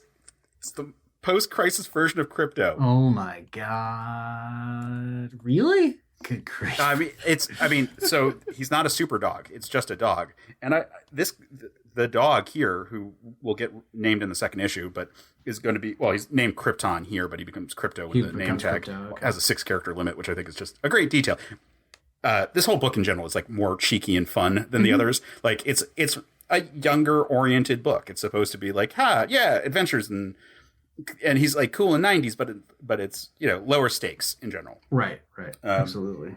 But yeah, this dog becomes like a regular part of the Superboy book and like just stays with him up until they decide to like bring in like real Crypto, the super dog. And then they just immediately forget that this dog exists, which is kind of sad in its own right. But I love him because he's like this yappy little thing that fucking hates Superboy. I love it. This is the whole time. He just barks at him all the time. This is the one I would actually be down for reading the full run of, just because it's so much fun. Well, the good news is that it continues on and becomes a really its own standalone book. Full team moves on. Carl Kiesel and Tom Grummett move on to do Superboy from here. So there's a couple of issues after the Return of Superman arc that lead to like Superboy splitting off. But like this book was like very quickly they were like, we're launching a Superboy book. This is a good way to introduce that character. I wish I wasn't playing Marvel Snap so much I could pull up the sales, because I would really be curious to know how each of these books did comparatively. And like how that kind of like weighed which teams got to continue doing what and that sort of thing. I'd be really curious to know that. Yeah, I mean, it's clear that they weren't setting up the Cyborg Superman to do that, because we know, they knew who each of them was beforehand. Right. So, like, that one was never going to be a spin-off book. And Eradicator got an opportunity, but it wasn't as big of one. So, like, I'm just curious if they were like, well, maybe we'll see if people want to do these spin-off books for these other two characters. But I think these are the only two that were really primed for it. And maybe Eradicator, they could have made a case for it, but I think because like very shortly after, there's the whole thing where like a human intellect overrides the Eradicator, and that body's able to function as a member of the Outsiders. Blah blah blah. Comics are fucking weird, man. Comics are bizarre. Oh my god. But yeah, I think they knew that like they wanted to at least test the waters with Superboy and with Steel, and in both cases they decided to go to series.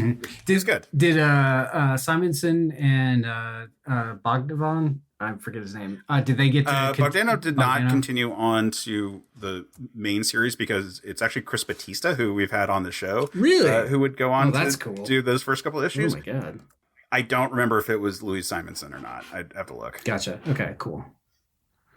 All right. But there's a bigger, I mean, like in both Superboy and Steel's case, they move away from Metropolis, so they shift to have like their own kind of setting. So it's interesting that the Steel one, they very much were trying to have a cast of characters for him in this book, but like he then moves to DC and it's a totally different cast of characters. Yeah. At least with Superboy, so they introduced Tana Moon, who, the fact that she's named Tana and it rhymes with Lana, I think is on purpose. Again, I think they're trying to have nods to like the Silver Age Superboy. Yeah. So I think his relationship with Tana is supposed to be reflective of that, acknowledging that she's an adult reporter as opposed to like, a teen who goes to school with him. Because he's also a different kind of character in general. But I do think that like Tana Moon being, she's Hawaiian, she's like explicitly like of color and having a kind of different design to her, probably paved the way for for people like Kristen Kreuk to play Lana Lang on Smallville. I hadn't even thought of that. She's now consistently no longer like a white redhead. Yeah. Depictions. That's super interesting. I hadn't even thought of that. I also want to call out in this page where you're meeting her, Superboy is playing air guitar, which is kind of awesome. Yeah. Kind of great. I don't know if we've sold you yet on at least reading Adventures of Superboy, man/boy, dear listener, but you should totally pick this up. This is hilarious. It's very fun. The art is super clean. Oh, it's gorgeous. It's real. Like, there's no question that you'll be able to like follow what's going on. Like, it may not have some of the more experimental elements, which pay off at a lot of points, and have problems at other ones, but like it always looks good. Every character always looks great. Like they all everyone's so pretty. Like every character is pretty. Lois is so gorgeous in this book, and when we see Supergirl, she's so gorgeous in this book, and like like every character, like Superboy is so handsome.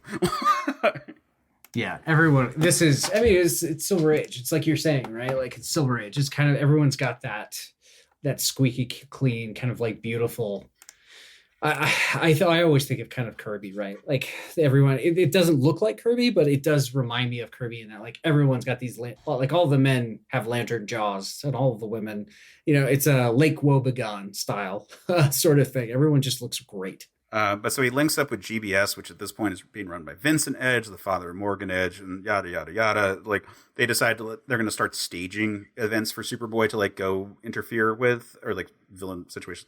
They have a tip in this scenario. It's actually pretty above board, where like they think this is the hideout of this mob boss that the cops can't touch. Let's drop Superboy into the middle of it. And this is a level of a video game. They're like, he jumps out of a helicopter, lands in the street, and then walks down this like row of people just coming at him with like guns and trying to beat him up.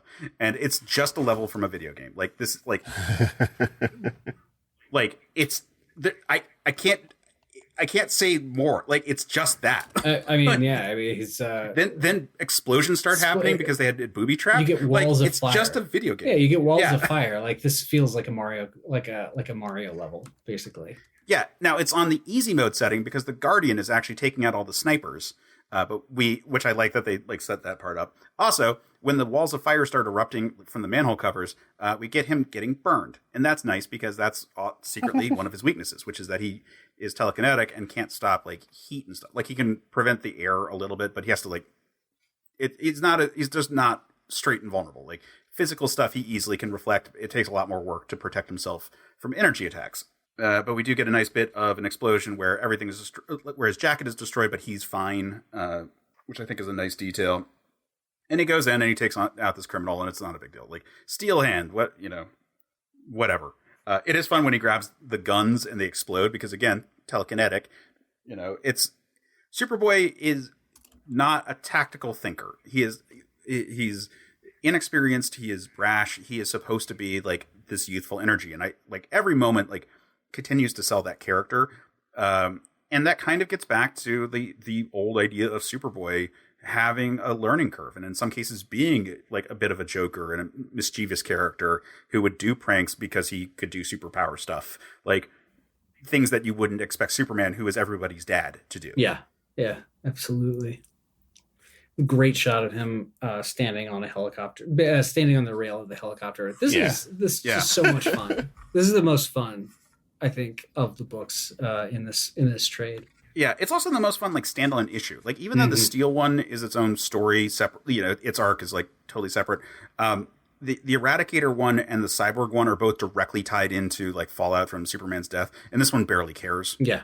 This one's like, let's set up this new character, and he's already like he's a go, and it's all fun, and his backstory is way easier to explain than Steel's. So it's just like, oh yeah, I'm a clone. Yeah. Ta-da! Superman and Lex. But I like that he gets confronted by Guardian, and like we get some more reminders of that Cadmus is watching. Continuing to tie back to Jack Kirby stuff. Steel we hand. get Vincent Edge. Yeah. Hinting that he's going to start hiring criminals, and also possibly trying to sexually assault Tana, because that's one of his character traits. That's part of his personality, apparently. That passed his personality back then. Steel hand, glass jaw, it figures. Yeah, this is just a lot of fun. It was a really fun book. And then we tease the fact that he's not actually a clone of Superman a bit more. Yeah. Like they say, like, I thought Luthor confronts one of the Cadmus people, and it's like, I thought we couldn't clone him, and he's like, yes and no, let me explain, and they cut off so that we don't see. And it's the fact is that they were able to take data from Superman but not actually like create a proper clone, otherwise he would be a Bizarro. Yeah, absolutely. Bizarro's awesome. He's great. He's great. I kind of want a Superboy Bizarro now. I think we lost a golden opportunity to have the cyborg Superman be a Bizarro that had to keep on being regrown. That would have been fun. It wouldn't be a thing you could do in the Death of Return, or like when he's pretending to be Superman part, but it would be a cool element if that's how we found out that he was actually not really Superman, that it turned out he was a Bizarro, and that the robot part was the intelligence. Yeah. Keeping him together and everything. Yeah. That would actually be a really good reveal. I like that. That would have been fun. Because we never really find out why, I mean, we know why he's able to like properly clone Superman, but like it would be interesting if it just continued to be a detail that like, no, it's hard to clone Kryptonians, and like as good as he is, he's not perfect. But next up, we're gonna take a side story into Bloodlines. Let's not spend a lot of time on this one, because this is all over the map. Like, oh my god. No, we're not going to spend too much time here. So, listeners, here's the deal. This same year, DC had this line of annuals called Bloodlines, which was a connecting event. I think the annuals were functioning as 5th week events at the time. So it was like, so comics come out on a 4-week cycle. In months that have 5 Wednesdays, there's a gap week in there as a result. And so they usually put like events, and sometimes that's annuals, and sometimes it's just like, here's a side story comic that's coming out. So at the time, they had annuals running in all these books that were then doing like this year. The decision was to try to introduce lots of new characters to test the waters to see who sticks, like who was cool, who resonated with audiences. And to do so, they introduced this like meta plot of like aliens invading, that when they attack humans, most of the time you die, but if you have the meta gene, you come back with superpowers. And it works differently every time, but it's just like a convenient way to be like, here's why we have superheroes.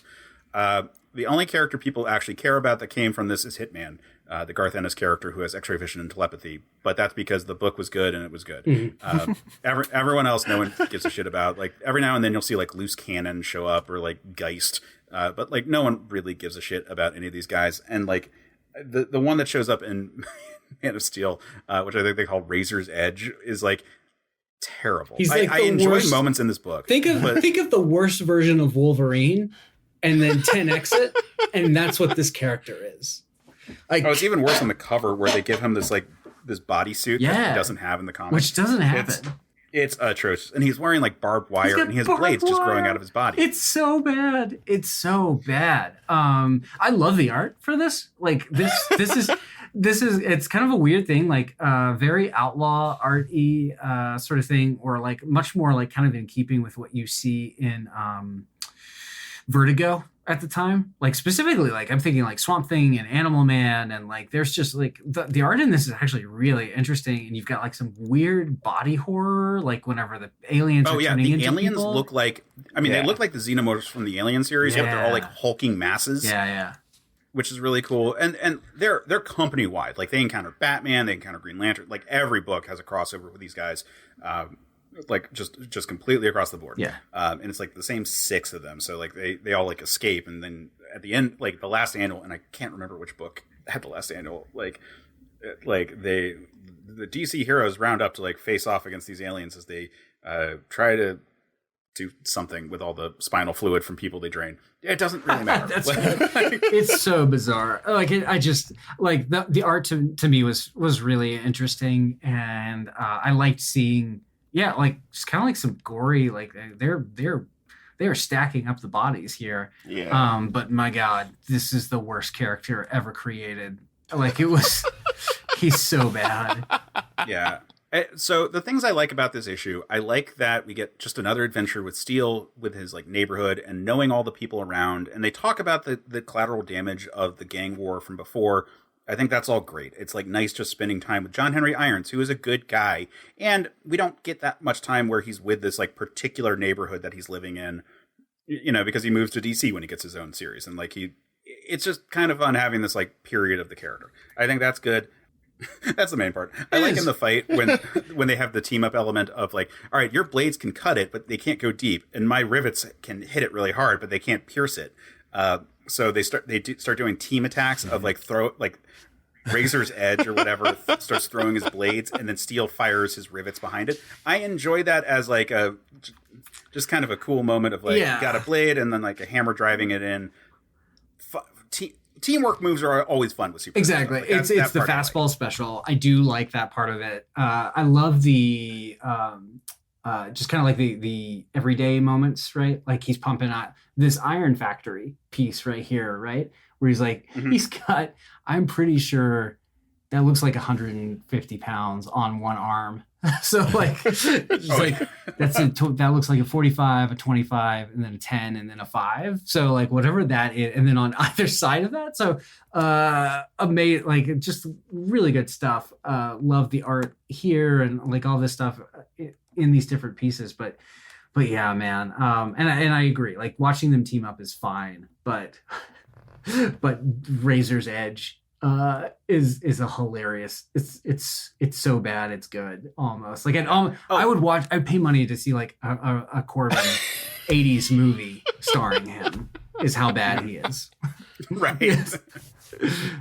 I can't ever hug anyone again because I have all of these razors sticking out of my body. It's just ridiculous. Yeah, it's 90s excesses at its worst. It really is. Like it really is. It's like all the things with like Archangel being able, like, oh, he can fire razors from his wings, but this is from like every orifice is blades. Every orifice of his blades. And honestly, Jay Lee made it look dope. Not even the guy on this book could make Razor's Edge look good. No. One last thing I do like is that I do like that we check in with the Underworlders. Again, the Man of Steel book is the only book that cares about the non-villainous members of this underground society, and that I think is nice. But there isn't a lot else to say about it aside from just being like, it happened, and it's like nice to have like a story with Steel, just not part of the bigger story. It's just like a one-off for him, and that's fine. Yeah, no, absolutely. There's like a shot in here of him like, I wish they had played it for laughs. There's a shot of Razor's Edge holding a phone, and I really wish that like a payphone, and I really wish the phone would have fallen apart in his hands, like he'd accidentally sliced it up right while he was on it, and he was like, no, and then he'd like try to pull a chair back, and then it falls into 3 pieces. If they had done that with it, I would have totally gotten behind, because this is a terrible power. Yeah. Although he's apparently able to shed the blades. Like when he catches his brother, like they say that he shed the blade so he didn't cut his brother, which means I'm like, oh, can he just shed all the blades and just be like fine until he needed like, and then like pop him out? And so does that make him the Human Torch, but with knives instead of fire? God, that is a perfect summation. It's a steel type Pokemon instead of a fire type Pokemon. This is a perfect summation of why he's terrible.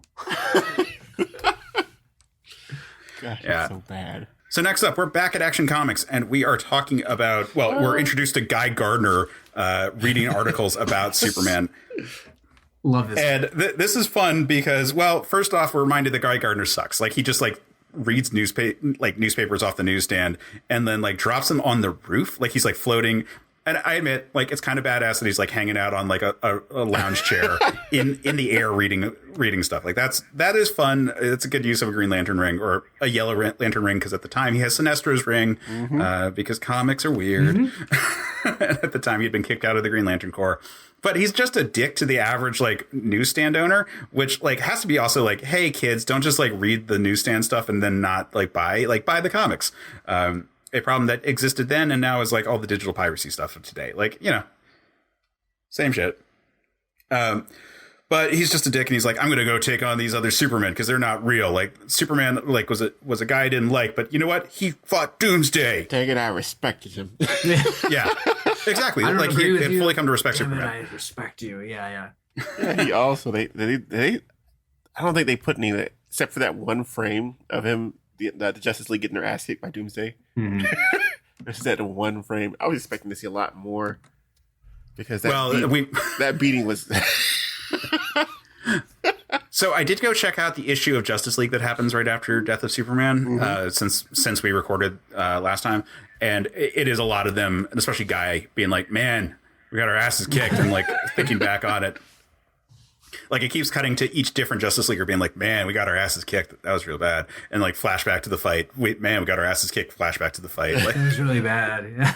Yeah. It's bad for this reason. Oh, it's bad for this reason. Anyway, so cut to Eradicator stopping someone from breaking into a vault, which apparently is like it's at night. It's like a bank robber who's, like, tunneled in and is, like, non-violent. He even makes a point like, I don't even carry a gun. And he's like, well, but you're still hurting people by taking their money, which is, like, very... like, it's adorable. People call him like fascist Superman, which is like, yeah, on the one hand it's like, yeah, but also money's fake. What, it doesn't matter. Like, the point is he overreacts terribly, which is that he crushes this man's hands completely, like up to the elbows, and that there are handprints all over the broken, mangled forms, and that they have to have him doped up on morphine because of the amount of pain that he's in. This is also adorable because the assumption is that the money in this bank actually belongs to, like, you're hurting the people who have like deposited their money here. It's like, that money is not there. I don't know. They're insured. FDIC, man. Yeah. Federally. Come on. Yeah, it's that whole like very like it's that Comics Code view of crime, where it's like, okay, yeah, we've got like bank robbers and muggers and you know, like that's it. Like there's no nuance to it. There's no like approach to systems or anything like that. It's, you know, he's a hard right Superman. I love that shot of the traction. The dude, both the guys, there's a traction. It's just like my hands. It's great. So Lois interviews him, and it's like, oh, it's the one with the visor. Oh shit, that guy's pretty fucked up. Cat Grant talks to her for a bit, and they're like, none of these guys are probably real. And then because she is so tired and whatnot, and really wants to see Clark, she sees just a random dude wearing a hat, and she's like, Clark. But then we cut back to more of the Eradicator going back to the fortress, and it kind of continues to sort of like sell it all. But every time he's like done being Superman, they bring the red and black like clothing that the Eradicator exclusively has worn. Like Kal-El has never casually worn that outfit. It has only been at this point, like later on he would, but at this point only when he was possessed by the Eradicator, and then when the Eradicator created the Krypton Man. So we've only seen that costume, and it's just being like, no guys, like he's not Superman, he's the Eradicator. Like we're trying to make this very clear. And then we get Maggie Sawyer talking to now Commissioner Henderson. Again, it's fun that Inspector Henderson, this character from the radio show, is actually a part of the story. And like, he's just kind of like a less known Superman character, but it's like fun to see him. And Maggie Sawyer, I fucking love. And I love that there's a point where she talks about how like the weird friction. It's like, is it my gender? Is it my sexual orientation? And again, this is 1993. And I like that we're actually having those conversations. Yeah. Yeah, absolutely. Also, I like that the response is like, no, it's the fact that you're a captain running a division that has like inspectors and people who you should be reporting to. Like, so I'm promoting you so that you outrank them because I care about chain of command, but I want you to be in charge. Right. Really good. And this is the book that probably deals the most with the cops. Like every time we've cut into Action Comics, like Sawyer is a part of it. Like we actually care about like police procedure and stuff. So it's important to check in with them and see how they see the Supermen. And it's like, oh, it's so weird. There's these 4 Supermen when it's clearly there's 2 guys who are definitely not Superman and then 2 guys who might be. Right. Hey, it's also very thematically in keeping though, right? Like this is, if this is fascisty Superman, then like, I guess like the most hard right Superman, right? Like then you're going to be looking at his relationship to law enforcement, his relationship to traditional power structures, right? So it's pretty interesting. Again, like for a 90s comic, that was all kind of a gimmick, trying to juice sales on those pieces. Like there's some really interesting, I feel like some kind of like a lot of depth of thought here that I wasn't expecting going into it, that I was like pleasantly surprised to discover kind of on reading this. Yeah. And it's nice that we have like such a deep inner monologue for the Eradicator. Yeah. Like it is really selling you that at the very least he believes he's Superman. Yeah. Which I think it works really well here, especially. And I like that then in this next scene with him, he's observing a thing he wants to go inspect, and then Guy Gardner attacks him. And he's able to like use both to like solve both problems. And I think that's a very Superman-y kind of thing to do. Yeah. Where it's like I'm dealing with 2 problems. How can I solve them both at the same time? Because Superman saves everyone. Like, and I think that's cool. Now, this Superman doesn't save everyone. He beats up everyone. But it's good. I like establishing like, oh man, Guy Gardner's ring is just not up to the task of dealing with like a Superman. Like that's just, I hadn't really thought about that before. Like Superman just could have done this to me, but he just never did. Yeah, no, I love that. I also love some of the constructs that Gardner does. Like he turns himself into a knight, which when you think of people that you know who have kind of Guy Gardner vibes, they do usually think of themselves as like the main character. I guess I gotta fix everything again. Like it's just really like, it's very good graphic storytelling to tell you exactly who Guy is. They're not just using his words or his inner monologue. They're using like the constructs that he's creating to communicate who he is as a person, which is really cool. Mm-hmm. Yeah. But so they like Gardner gets like hit really hard by Superman into a building that he wanted to investigate. And it turns out to be a bunch of criminals. So Superman's like, you know what, I'm going to deal with these guys first. And he like horrifically wounds them in ways that Guy Gardner gets a hard on. Loves it. Yeah. Just is super into it. Yeah. And Gardner's like, no, dude, you are Superman in my book. Or at least you're the Superman we should have, which immediately Superman's like, ooh, I've made a mistake. Yes. Ooh, I like you. That's like, that was on my notes of this. Like, I love using, again, really good storytelling in that they used contrasting like the Eradicator, like they use basically like someone that he wouldn't want. Basically, Guy Gardner's approval is the wake up call for Superman that he needs to go like, oh, maybe I should take this down. Maybe I should take this down a notch. Right. It's great. Yeah, he goes back to his fortress and he's like, man, I took out so much aggression on those criminals because I was mad at Gardner, and like now Gardner likes me, and I'm like, there's got to be a better way. I got to be a better Superman. I am failing at the Superman thing if Guy Gardner fucking likes me. This was like the rock bottom where he like looks into the bathroom mirror and he's like, what is wrong with me? Like that's like this was Guy Gardner approving of him was his rock bottom moment where he realizes he needs to get himself together, which is great. But last page, we get another very explicit shot of Calyx bringing the Eradicator uniform, being like, are you sure you don't want to change it to something more comfortable, sir? Yeah.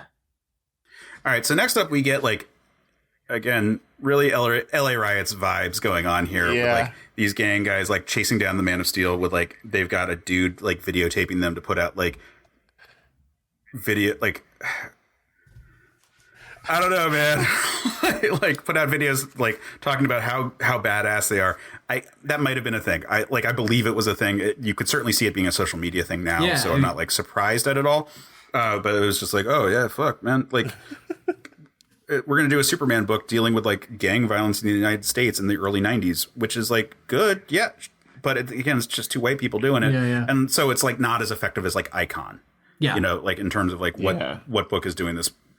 Doing racial sensitive Superman best. Aesthetics, yeah. And I'm not bashing this book. I really like. I think they're like. I think both of like. First of all, we know that like John Bogdanov has been on friend of the show Seth Decker's podcast, Film Rescue, and like was talking about Steel and talking about how like it was the early '90s and it was like they were trying to be progressive and like raise awareness of stuff and deal with social issues, but it is two white people. And so looking back on it, it's like, well, what could have been done? And I don't know. I don't know what the answer is in terms of like, well, is it better to have someone speaking for people who aren't theirs, but at least speaking up for them? Or is it better to have no one talk about it? Because that has been an issue with Superman books. Like that's a thing that happened in the 50s. Yeah. During the Weisinger era, where it was like, it was like fairly notorious that it was like they didn't want to deal with politics, so that's why things got really fucking weird. Like, there's a reason why Beppo the Super Monkey is a thing at that point, because it was like, well, it's not controversial. We can talk about Beppo. yeah. This second page spread is awesome. Just Steel just like flying in. Yeah. So good. Steel is a living fastball special. He really is. His arms, and what I love about this superhero pose, I love superhero poses that are so heroic they're physically impossible. I love how he is his fists are so jacked back that his elbows are probably touching behind his back, and it still looks totally real. Like it totally works. That to me is like the magic of comic book art, is whenever you can have something that is clearly doesn't actually physically work, and yet you totally buy it whenever you're looking at it. It's like, that is the most heroic pose I've ever seen in my life. This is fantastic. He's like 8'5" in this picture. He is. I like that every time you call out his height, he's like he's 8 inches taller. You almost have like a formula basically for this. Every time he's just 6 inches taller. And like, it's not a J-Mike thing. It's just like John Bogdanov has just continued to add height to him every He just panel. keeps on like adding, like he takes out a strip and he just like adds like another 6 inches to his character sheet for Steel. Yeah. Yeah, because this is the shot where he's just like holding a dude up against a fence and just completely dwarfing him. Yeah. I like that the guy who's videotaping pulls out a gun and kills the person who's about to snitch, which is great. I love again, like really nice work with the chain link fence and everything. Like this is visually, graphically, this is such a cool book to just like kind of like, I kind of want to see I would love to see like the original art for this book because it's really interesting. We get the Lex Luthor subplot, which doesn't really do anything in this book. It's Lex trying to gain leverage on all of the Supermen. And in this case, he's like, oh, I found out some stuff about this gang war that you're on. Maybe I can get some coverage for WLEX, his news station, to cover Steel. But like, again, it doesn't really matter. If Superman never came back and the story kept going, it could have done something, but it's there just as like kind of a thing for Lex to do in the book. And it does give Steel some information. Like he does find out where the White Rabbit's lair is by way of Lex giving him the info. Mm-hmm. But it just doesn't amount to much. It's a story, but it's like not a big beat. But then we cut over to White Rabbit. We get some more stuff going on. We start to see her like personal henchmen, who are both very weird.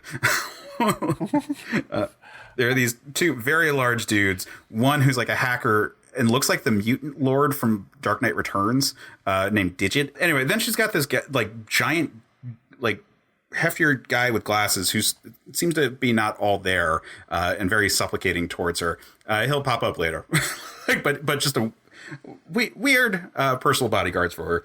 And again, she's this like femme fatale. She's a Bond villain. Yeah, I can totally see that. Back at the Daily Planet, we get like a little bit of like a fight of people arguing about which Superman is real. And the thing that caught me the most was that like a dude just casually walks up smoking a cigarette, and I was like, oh right, yeah, it's like the 1990s or like early 90s. It's well before they were like, no, you can't smoke at the workplace. Jimmy kind of gets into an argument about it all, and then like that date storyline continues to happen. All like because this book is so focused on Steel, every time we cut back to like the normal Superman cast, it's like it feels like a weird inclusion that it's whatever, but it's just. It's so clear that like Steel is just lives better as his own character, like he inspired by Superman, part of the Superman family, but it's just not a Superman book. It's a Steel book. But I do like this crossover with Superboy. Like the issue cover looks like that it's going to be a fight between Steel and Superboy. But it's actually like Superboy shows up to try to help deal with the same situation. But being like reckless and not particularly, not experienced, like he's weeks old. He accidentally lets like a shot, like he dodges a shot that goes behind him and hits the helicopter that Lois Lane was in, and the pilot dies. And I think that's really good. And like Steel giving him a talking to, and him being like, wait, did I fuck up? And like that's actually some really good like teenage moments there. And it's moments that they wouldn't have been allowed to do, at least not at this point in the Superboy book, because that's from his perspective. And so like yelling at him wouldn't have felt like as natural. And like, well, you'll get there once the book gets its greenlit and its own book. But it's very clear that Adventures of Superman is doing a lighthearted, fun story and not Superboy necessarily learning lessons quite as much the hard way.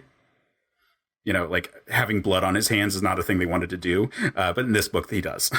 I'm not saying they wouldn't have him grow at all as a character. He does grow, and he does make mistakes because he's young and impetuous. But like, it's not as the mistakes don't quite. While they should, as far as we know, don't get quite as bad. Yeah, it's just very much like a, I don't know, tonally it's different, which I always think about when I think about different comics and kind of like the different, they're existing in the same universe, but they have like very different, I guess, styles. Like even the characters themselves are a little different. Like across the books, I always think about it in terms of like the eyewitnesses, right? Like from one person's perspective, like a person's going to sound different than another person's perspective, right? And so you're getting kind of like these, I don't know. I think it's really interesting to kind of like compare and contrast these different folks. But I will say, I really like how Bogdanov draws Superboy. Like, I think he looks like a younger Superman, and I think that works really well. Lex gives the info to Steel about where to go, and with the implication that he'll get some leverage on him. But he goes and he confronts White Rabbit. We find out that White Rabbit is his former lover. And they're pretty explicit about all that. Yeah. The entire backstory. Yes. Yeah. A lot of backstory. And she's like, join me and we'll share profits. You'll get 20%. And I love everything about that there. And then when he's like, no, like you're like, this is terrible. Like I was trying to like close Pandora's box and you're like making it the hole even bigger. And she's like, all right, well, fine. And she pulls out a gun and shoots him. The second surprise giant cannon that they pull out of Yes. nowhere in the series. It's not out of nowhere, actually. Like right before, it is clearly behind the pillow, which is also a nice detail right there. But he gets launched into a fuel truck and it explodes, and Superboy flies in to save him, but burns his hands in the process. Again, Superboy is not invulnerable, and it's nice that everyone is on the same page. Also, a great moment of physical comedy. I love how you've got two different faces of him facing either way, as you can tell he's like alternating between his two on fire hands. It's great. But White Rabbit has escaped, and Lois is thinking like, maybe Steel actually has the soul. Oh yeah. So earlier is when after he saves her, there's a shot that is just like the Man of Steel shot with him saving or pulling Lois away and then being mobbed. Mm-hmm. He catches her. They all like run around him, and then he flies off. So I just wanted to call out that like they're constantly alluding to Man of Steel. every time Lois interacts with these Supermen. And then Supergirl goes off to go find Superboy. And that is just set up for future stuff. I like that they put that detail there. It does make it feel like a more coherent series of books, but it is also, only beneficial if you're reading every Superman book in the right order, which I guess is the ethos of the Triangle era. They were trying to make it just like one perpetual book. Yeah, I love this page. Even really nice line work too. So the next issue is probably the most infamous issue of this chunk of story. It is the story Prove It, which is told from the perspective of a young reporter or a want-to-be reporter working at the Daily Planet. And instead of being a comic story in the perspective of here's thought and word balloons and so forth, it's him writing the article about his encounter first with some stuff that just happened to make him think about being a reporter, which was just how awesome a dude Clark Kent was. And so he goes to the White House, and that's when Kiraki, aka generic Middle Eastern country terrorist, attacks the White House. And it's interesting because as a result of the way they write the story, there's so many characters listed as appearing because there's so many just single panel shots of them where it's here's all the people who came to help clear out Clark Kent's apartment, and so on the DC website for what characters appear, it's literally Pete Ross, Lana Lang, Perry White, every single person that has ever been in a Superman book. And it's all because they're in one panel of this thing. And every Justice Leaguer and everything is in here because it's all it's a character describing events and then having illustrations backing it up. So it is a way to tell a lot of story in a very short amount of time, because this story would have been 3 issues if you were going to do it as a conventional comic. Yeah. It would have been a full trade with modern decompressed comic storytelling. In fact, yeah. It'd be a very fucking boring trade. It would. Oh my God, it'll be. But it would take that because so much happens and none of it's that important. Mm-hmm. You don't need to know what the exact conversation was between Perry White and this guy because it doesn't fucking matter. The point is, it's no, I'm getting put on an assignment because I want to live up to Clark Kent's standards. And then then the White House gets attacked by terrorists and Maxwell Lord, and then the cyborg Superman shows up and he gets recognized by the White House signatures or files or defense systems as actually Superman. And that's when President Bill Clinton comes out himself says that he's Superman, guys. It's fucking wild. Absolutely. Awesome. And then the last page is a panel of the headline or the actual headline in the picture. And it's a much more photorealistic drawing of Bill Clinton than the one we get earlier in the issue. Yeah. So we talked about this last time on World Without because during Superman's funeral, Bill and Hillary give a speech. Oh, awesome. And it's you turn the page and it's just bam, oh yeah, this is 1993, guys.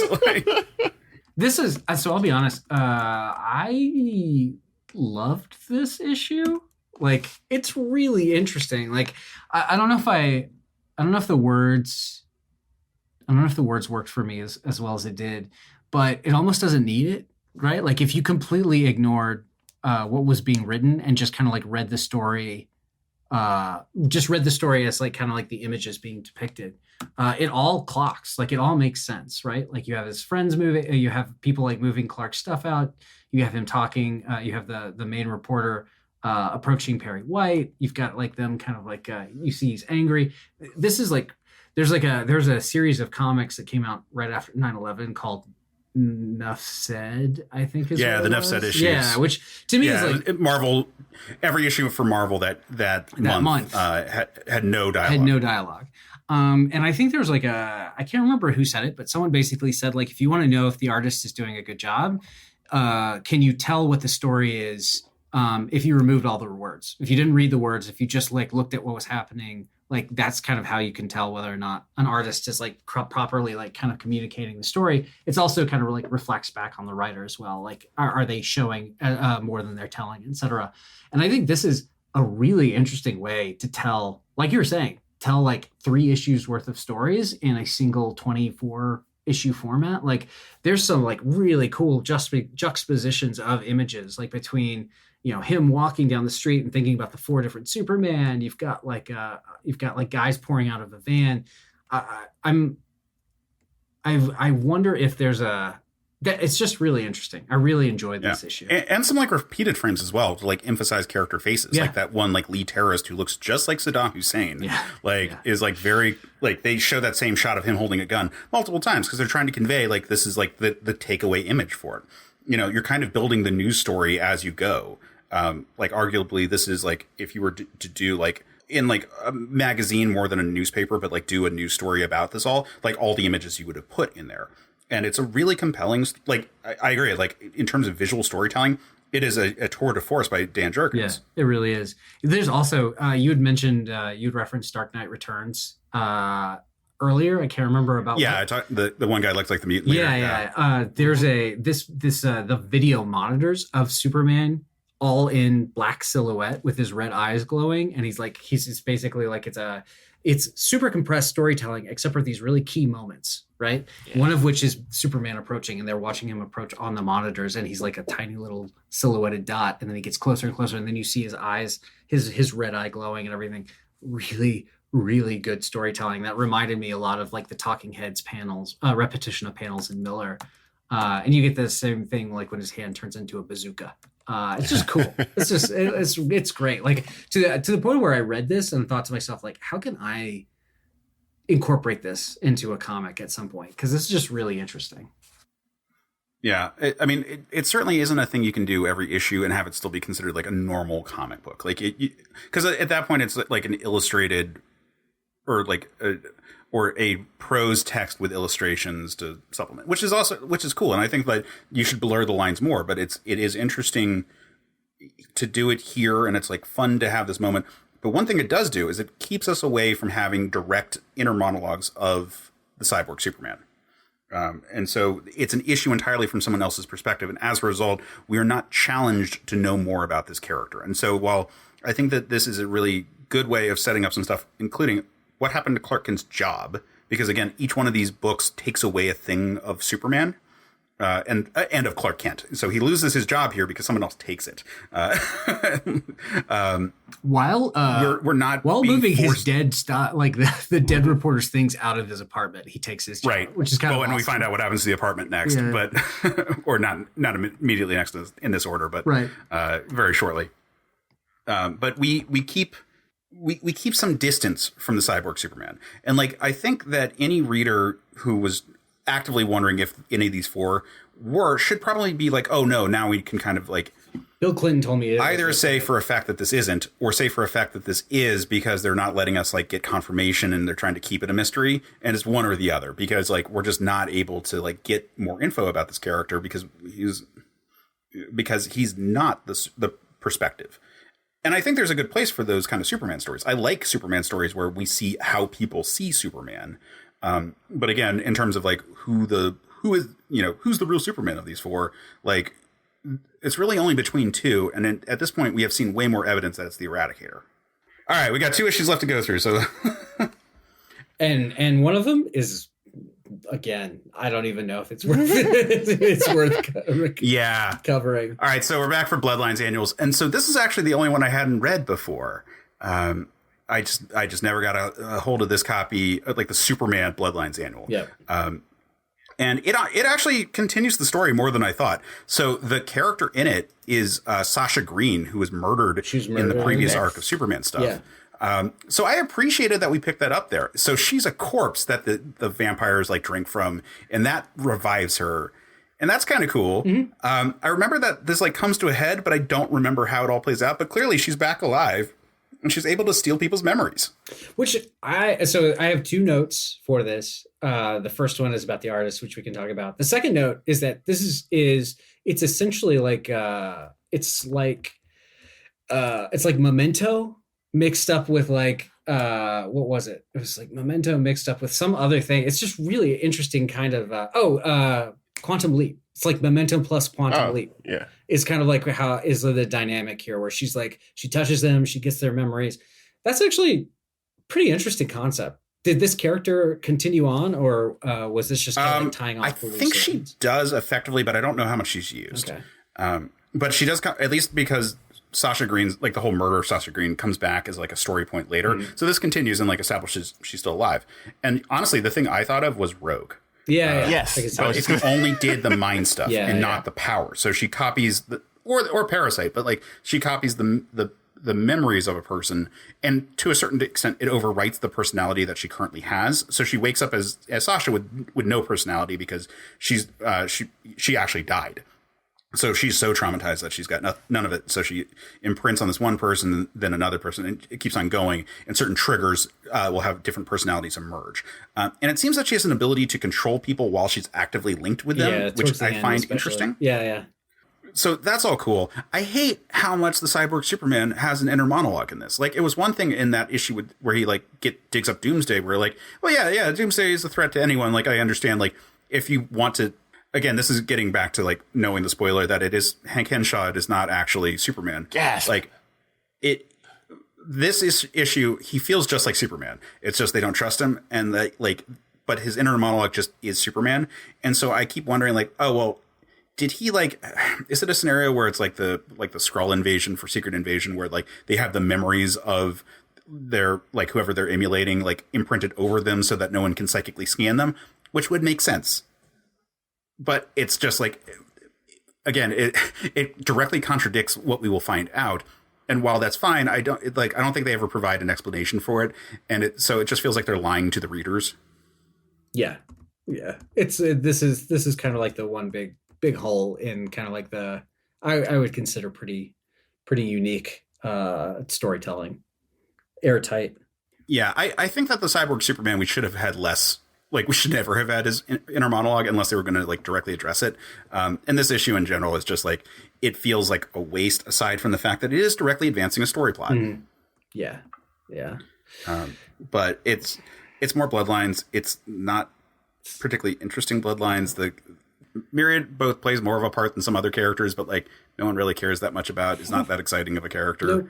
I don't know. Nope. I mean, it's cool that it is an established character. Like a lot of these are just like random dude. Yeah.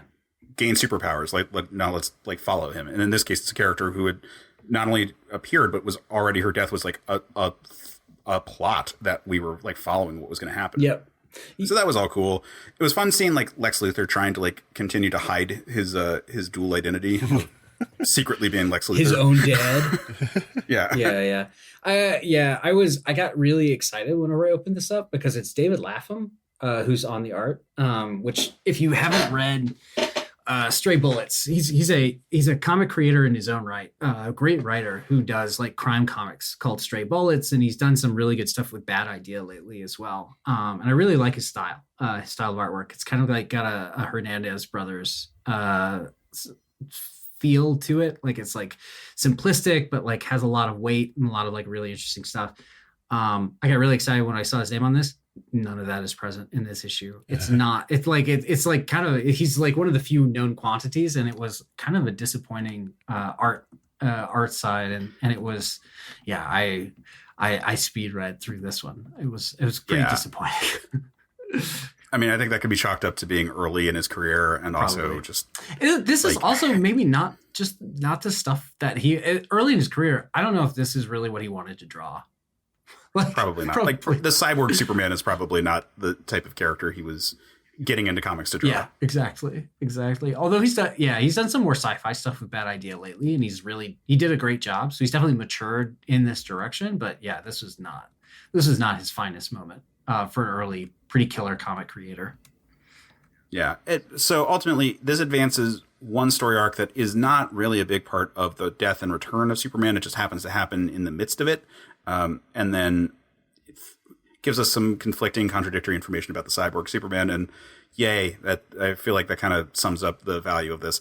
The annuals you could totally skip. It's just like, are there good moments for these characters? And I think this one does a disservice to the character, unlike both Steel and Superboy's, and to a lesser extent the Eradicator, where we like find ourselves caring about these characters and dealing with their worlds. And this one is just like, fine, fuck it, whatever. Move on. So we're moving on to the last one of this chunk of issues that we're talking about. We're back at Adventures of Superman, a.k.a. The Adventures of Superboy. Boy meets girl on this cover. Yeah. Fantastic. Yeah, I love the cover. It looks like such a romance cover. It does. Of Superboy and Supergirl together. I love the way Tom Grummett draws Supergirl in general. Like, she looks so distinct from Kara Zor-El, the way he draws her, and I love that part about it. And some of it's just like she's got like this big like Heather Locklear like blonde like hair as opposed to like the shorter like 50s style looks that we've usually seen for Supergirl. She's got, she's wearing the costume that was the Supergirl movie costume. I really like that look here, but we actually don't see Kara Zor-El in the comics wear that look very often. So it also kind of feels like it's her own thing. She feels a bit more like a college student and he feels like a high school student. So it's like a nice dynamic between those two. And Zach, you had called out that the splash page, that's not the first page, but the second page of it, after Superboy is kind of like toying around with saving a car that had like veered off a bridge, which is a classic superhero scenario. And he's just like, he even does a not joke when he like picks it up over his head. And then it's followed up by her like jumping in. This is my favorite page in the entire book. Like, this is when she Superboy lifting a car and then she's lifting the grate that Superboy's standing on. It's wonderful.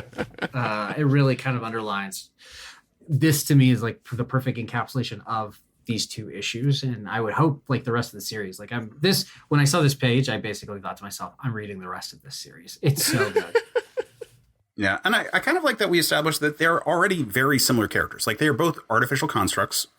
In one case, a clone. In the other case, like a protoplasmic robot with the brain memories of Lana. Long story that I've sold too many times.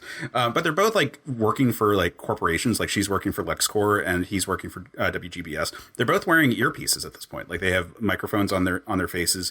They're in constant communication with stuff. Like, there is an element of modernity in terms of comics. Like, this is a big trend of the 90s of like corporate sponsors and like having like endorsement deals and like they're actually celebrities. And like that was really popular, especially with Image stuff. Like Youngblood, that was like the defining idea, was like, well, what if a superhero was a celebrity? Did they do much with it? Not in the original run, but they eventually would, when other writers would work on it. But that was the thing about comics. And like both of them are kind of cavalier about their superheroing. Like Superboy like is literally toying with this car that's like falling off. And then Supergirl picks up this grate after like, which could have easily like caused him car to slip. And then like dropped it. And also, what's this grate? Yeah. Like she just picked up part of the bridge and flew off with it, which it's a cool shot. But like she also is not as responsible as Superman. Mm-hmm. Yeah, no, absolutely. Like these are both immature superheroes. Right. No, absolutely. Yeah, it's just great. Again, and then we get a boobs joke at the end of the third page of I was chest choking. Yeah, just joking. Really reaching there. And I'm sure Lex finding out that they were sleeping, that they are an item, and then Lex watching this just makes it all the worse. Oh my god! Yeah, awesome. He's like, wouldn't she like to spend more time with my girlfriend? Yeah. Yes, of course you would. Of course you would. And then we've got Spider-Man as the villain, basically. Yeah. Okay, so she flies off saying that she gets all her news from WLAX, and so WGBS like cuts off her audio, which I think is a good moment there. And they're like, yeah, Superboy's awesome, cool, because they're doing this like whole PR thing for him. And the TV gets destroyed, and there's Stinger, who is just fucking Spider-Man, and this is his first appearance, and I think he's like had a handful of like background, like we needed a supervillain just to be in the background. Mm. It's fucking Spider-Man. I love it. It's Spider-Man. It's Spider-Man. He even web slings away at one point. Yes. He's clearly in every shot he's got like the full body like swinging posture. It's not just he's not just using a grappling hook. No, he's like doing Spider-Man. Yeah. He is almost like he almost is doing the webbing thing. Is basically what he's doing right here. Yeah. Like his costume is red and with this like kind of like tan kind of accent for like a shoulder pad and some gear, and then he's got these like arcs around his eyes that look kind of like the 2099 Spider-Man outfit. Like, he's even got the 2099 had like kind of like the spider legs, or the spider legs down further on his legs, which he even has here, and he's got like the spider legs kind of like going down on his rib cage as well. Like this is pretty blatantly Spider-Man 2049. Yeah, as the villain. Yeah, I mean, like it's Spider-Man. Yeah. It's Spider-Man. But as an evil mercenary, right. And it's fun. And he's being hired by Rex got like Leach, a Deadshot also kind of. That's where I was thinking. Yeah. He's also got like kind of he's Spider-Man. He's like a mashup. He's an amalgam of Deadshot. That's true. The Stinger is like a Deadshot kind of look right there. It's similar to like Ben Reilly, who does not exist yet at this time, but. And actually, it makes me think of Scarlet Spider a lot because his main costume is red. But it's, again, I think this predates the Clone Saga stuff. Like a couple of years, yeah. A couple of years, yeah. But we did get Rex Leach, who last time we saw him was at World Without Superman, where he tries to convince Jimmy Olsen to sign over the rights to the photos of Superman's death. Yep. And then when he doesn't, he has armed guards try to attack him, which is like so weird at a funeral full of superheroes. Right. But here we get more of the Rex Leach that I really know because he becomes Superboy's agent going forward and or manager, and is mostly just like a guy hanging out in Hawaiian shirts, like who's like trying to like grift like endorsement deals. Mm-hmm. And so this is like the last time where he's like kind of shitty, and then he becomes more of a fuck up than a villain. Yeah. And so this is like that transition point. But so he hires Stinger and to like stage a fight so that Superboy can have a win and it can be cool. We get the cute little bit of Bibbo trying to buy dog tags for Krypton. Yeah. And there's a 6-character limit, so it becomes Crypto, and we all love it because it's, again, Superboy. And Superboy and Crypto are like, Crypto is Superman's dog, but it's really during the Superboy era that dynamic is played out. Like, as an adult, Crypto is still around, but he only shows up sporadically. But it was always the flashbacks of him as a boy in Smallville where he has Crypto. Yay! And so we're very clearly setting that up. And then we get Lex just throwing Supergirl at Superboy in the most aggressive way. And again, I have to reiterate, Tom Grummett draws everyone so pretty. Yeah. Although I will say this is like the one weird page. Like I'm looking at it now. She looks gigantic. If you look at the chairs, how the chairs are pushed together with like the table, and then you look at them in the background with how tall the waiter is, and then how tall she is. She looks like she's 8 feet tall. And then you've got like, or possibly Lex and Superboy are like 4 feet tall. The perspective is little questionable, but also she is tall. She's tall. She's tall, and she's wearing heels. Tall. And they want to show off like this. She's got this like slit on her dress to like show off her legs, and it's like they just wanted to show off like all of that. All of this. Yeah, again, she's all the sexiness there. Yeah. But that to me is like kind of the funniness of it. And I was talking about how like comic book pages, like it's working. They'll do like things that look weird, but or are weird if you think about it, but then look off, right? Like if you actually think about like anatomy and everything. This is like one of those pages where it's like everything is arranged for like kind of like maximum dynamic impact. Whereas like if you actually think about it, because I didn't clock it the first couple of times I looked at this, and now I'm like looking at it and I'm going like, actually the perspective is really weird here, but I totally bought this as like right. It's Kirby perspective, exactly. Like exactly, as opposed to like the 90s. Like this doesn't look like J. Scott Campbell, where like the legs are like 3/4 of the character's body. Like it, like her proportions actually look fine. Like it's just that like the vanishing point is a little messed up to make the figures look interesting and dynamic, and to have her like be the center of our focus. Like we're supposed to have our eye go from Superboy looking at her. Like it's supposed to draw our attention. And so I think it's deliberate, but I think it is definitely skewed away from realism. But his style is so like clean and again very like Kurt Swan style that it doesn't read it as being an abstraction, and that's where I think the disconnect's happening because it's a much more conventional Archie style kind of design. Yeah.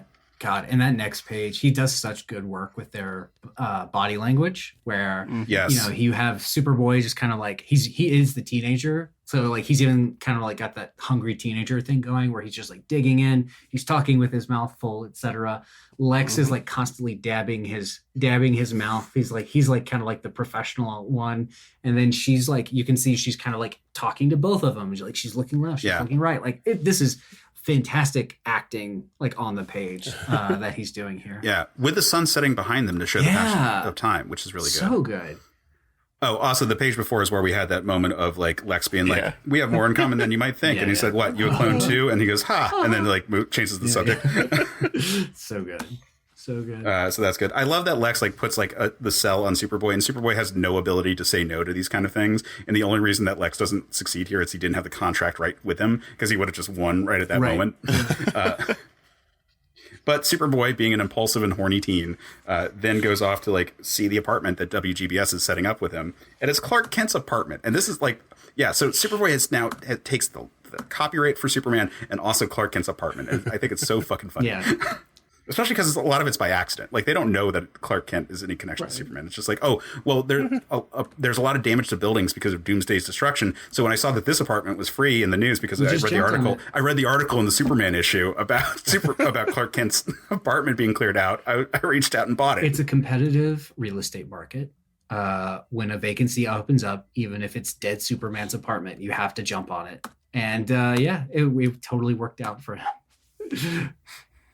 But Rex Leach is there, and he has his daughter Roxy, who is smitten with Superboy, and because it's this pretty blonde girl, a different pretty blonde girl, like actively kissing him, and Rex happens to have the contract there. Superboy's like, yeah, sure, I'll sign whatever you put in front of me, I will sign, because Superboy is dumb, or at the very least immature, and that is a continual thing for him. We get the heavy implication that because Vinny Edge is like, make sure there's 2 helicopters trailing Superboy tomorrow. And it's like, why? Did you do something? And it's like, yeah, I did something. Of course I did something.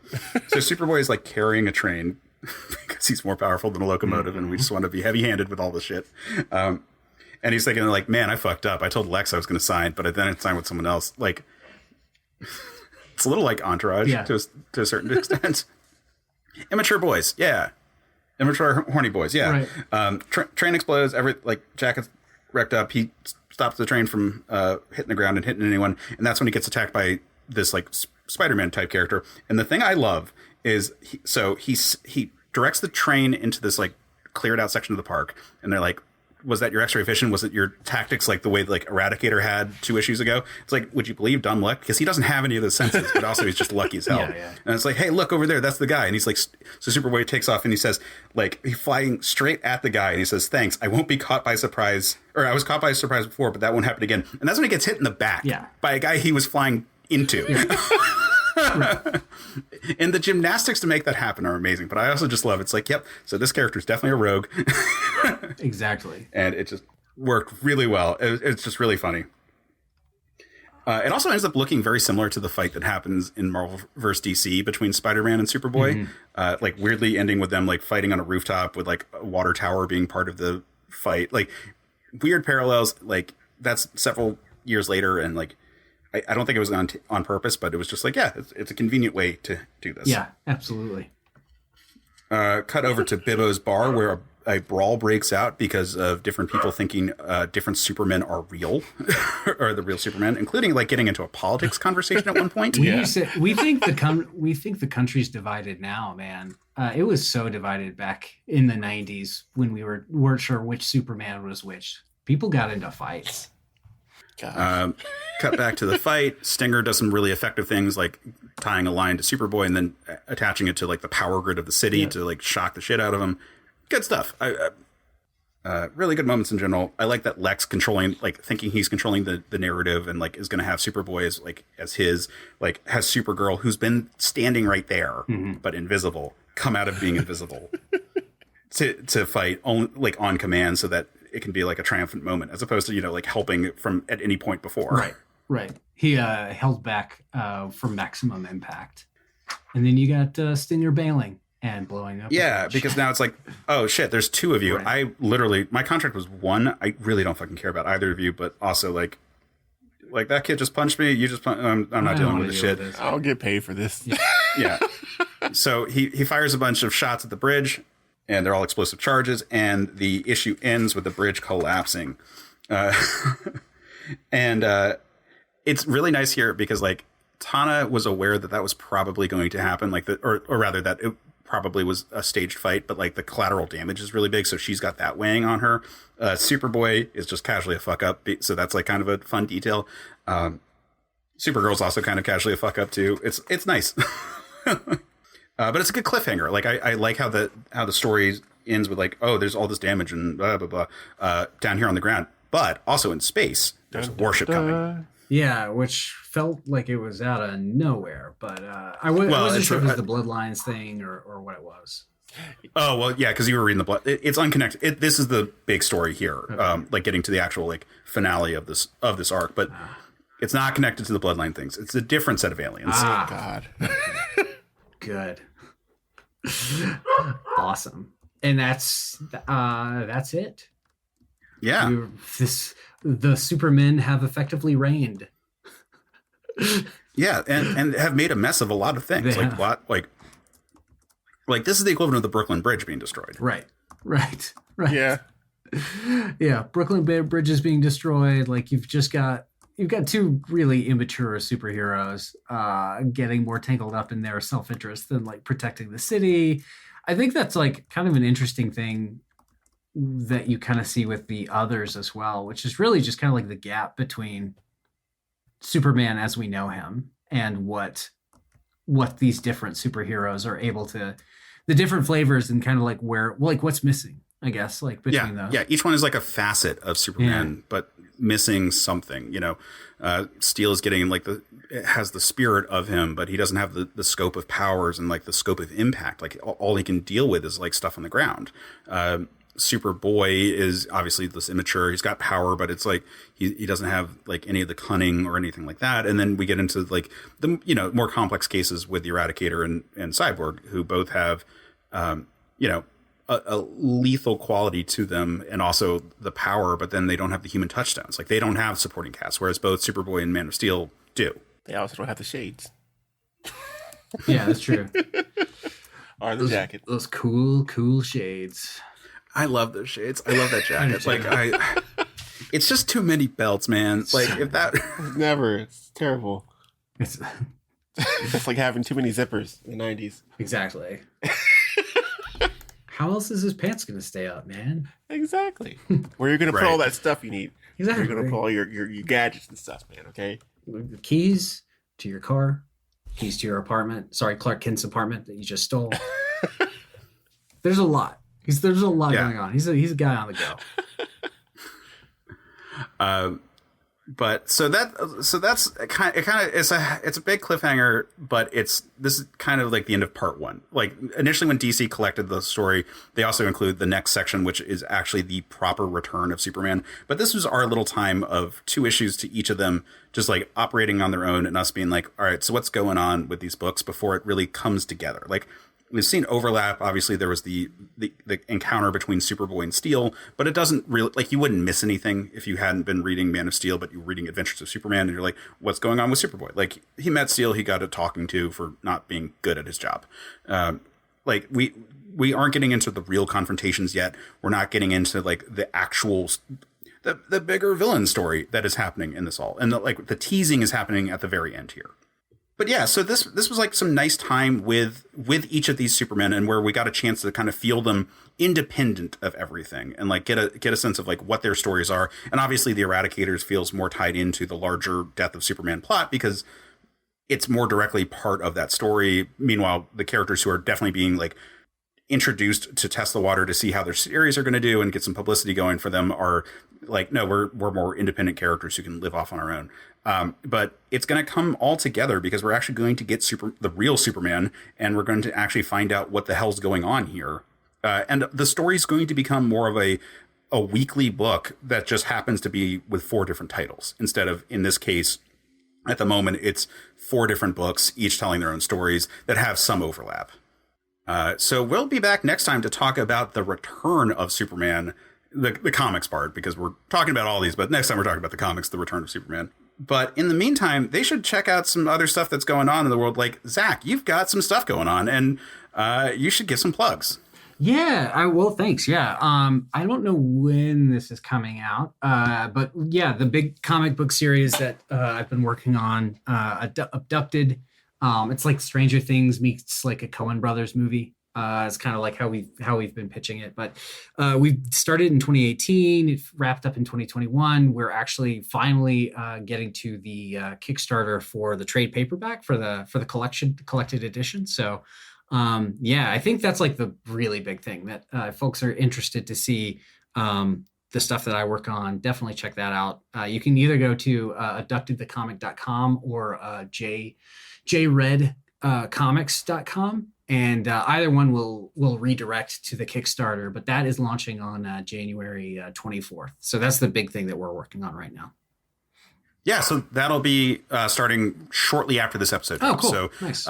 Everyone, check that out. Like, I know you can follow Kickstarter. Or is the Kickstarter able to be followed at this point? You can So go to Kickstarter and follow it, and then back it, because like I've got the boxed collection that you have of Abducted, and it's a great book, and people should check all this stuff out. Like especially like we should all be supporting independent books, even though we're spending so much time talking about like the biggest franchise in the history of comics. but in its defense, it did start. I mean, like it popularized comics to the point of where like no Superman means no medium, no indie comics of today. So I think that's we're paying our dues at this point. Exactly. So everyone should go check out that. They should follow it, and then if the Kickstarter is running by the time they actually look at it, they should back it because support Zach because he's their friend. Aw, thank you. Yes. Thank you so much. This was a blast. I'm going to be honest. I never had the opportunity to read this series before. I don't know if it was just kind of like the stigma of the 90s, but I really enjoyed coming back and kind of looking at what they were trying to do in this. This was a really interesting experiment for them. Yeah, I think it's both indicative of the 90s, but also way more introspective about the time than people really gave it credit for. So I think it's a lot of fun. I'm really glad that we're doing this retrospective. And obviously next time we're going to be continuing the conversation. But in the meantime, J-Mike, where can people find you and follow you? You can find me on Twitter at jmike101. For however long the lights are still on that website. Heck yeah. But in the meantime, I am still there. Back up your tweets, everybody. Yeah, get the archive and then try to figure out how to decipher the archive. Yeah, good luck. Because I got mine and it was like, oh, that's a lot of text files. That.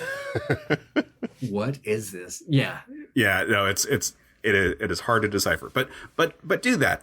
But in the meantime, you can check us out on Twitter at Men of Steel Pod. You can follow me at Case Aiken. You can follow me on Instagram at Quetzalcoatl5 because I'm a Legion of Superheroes nerd and a mythology nerd.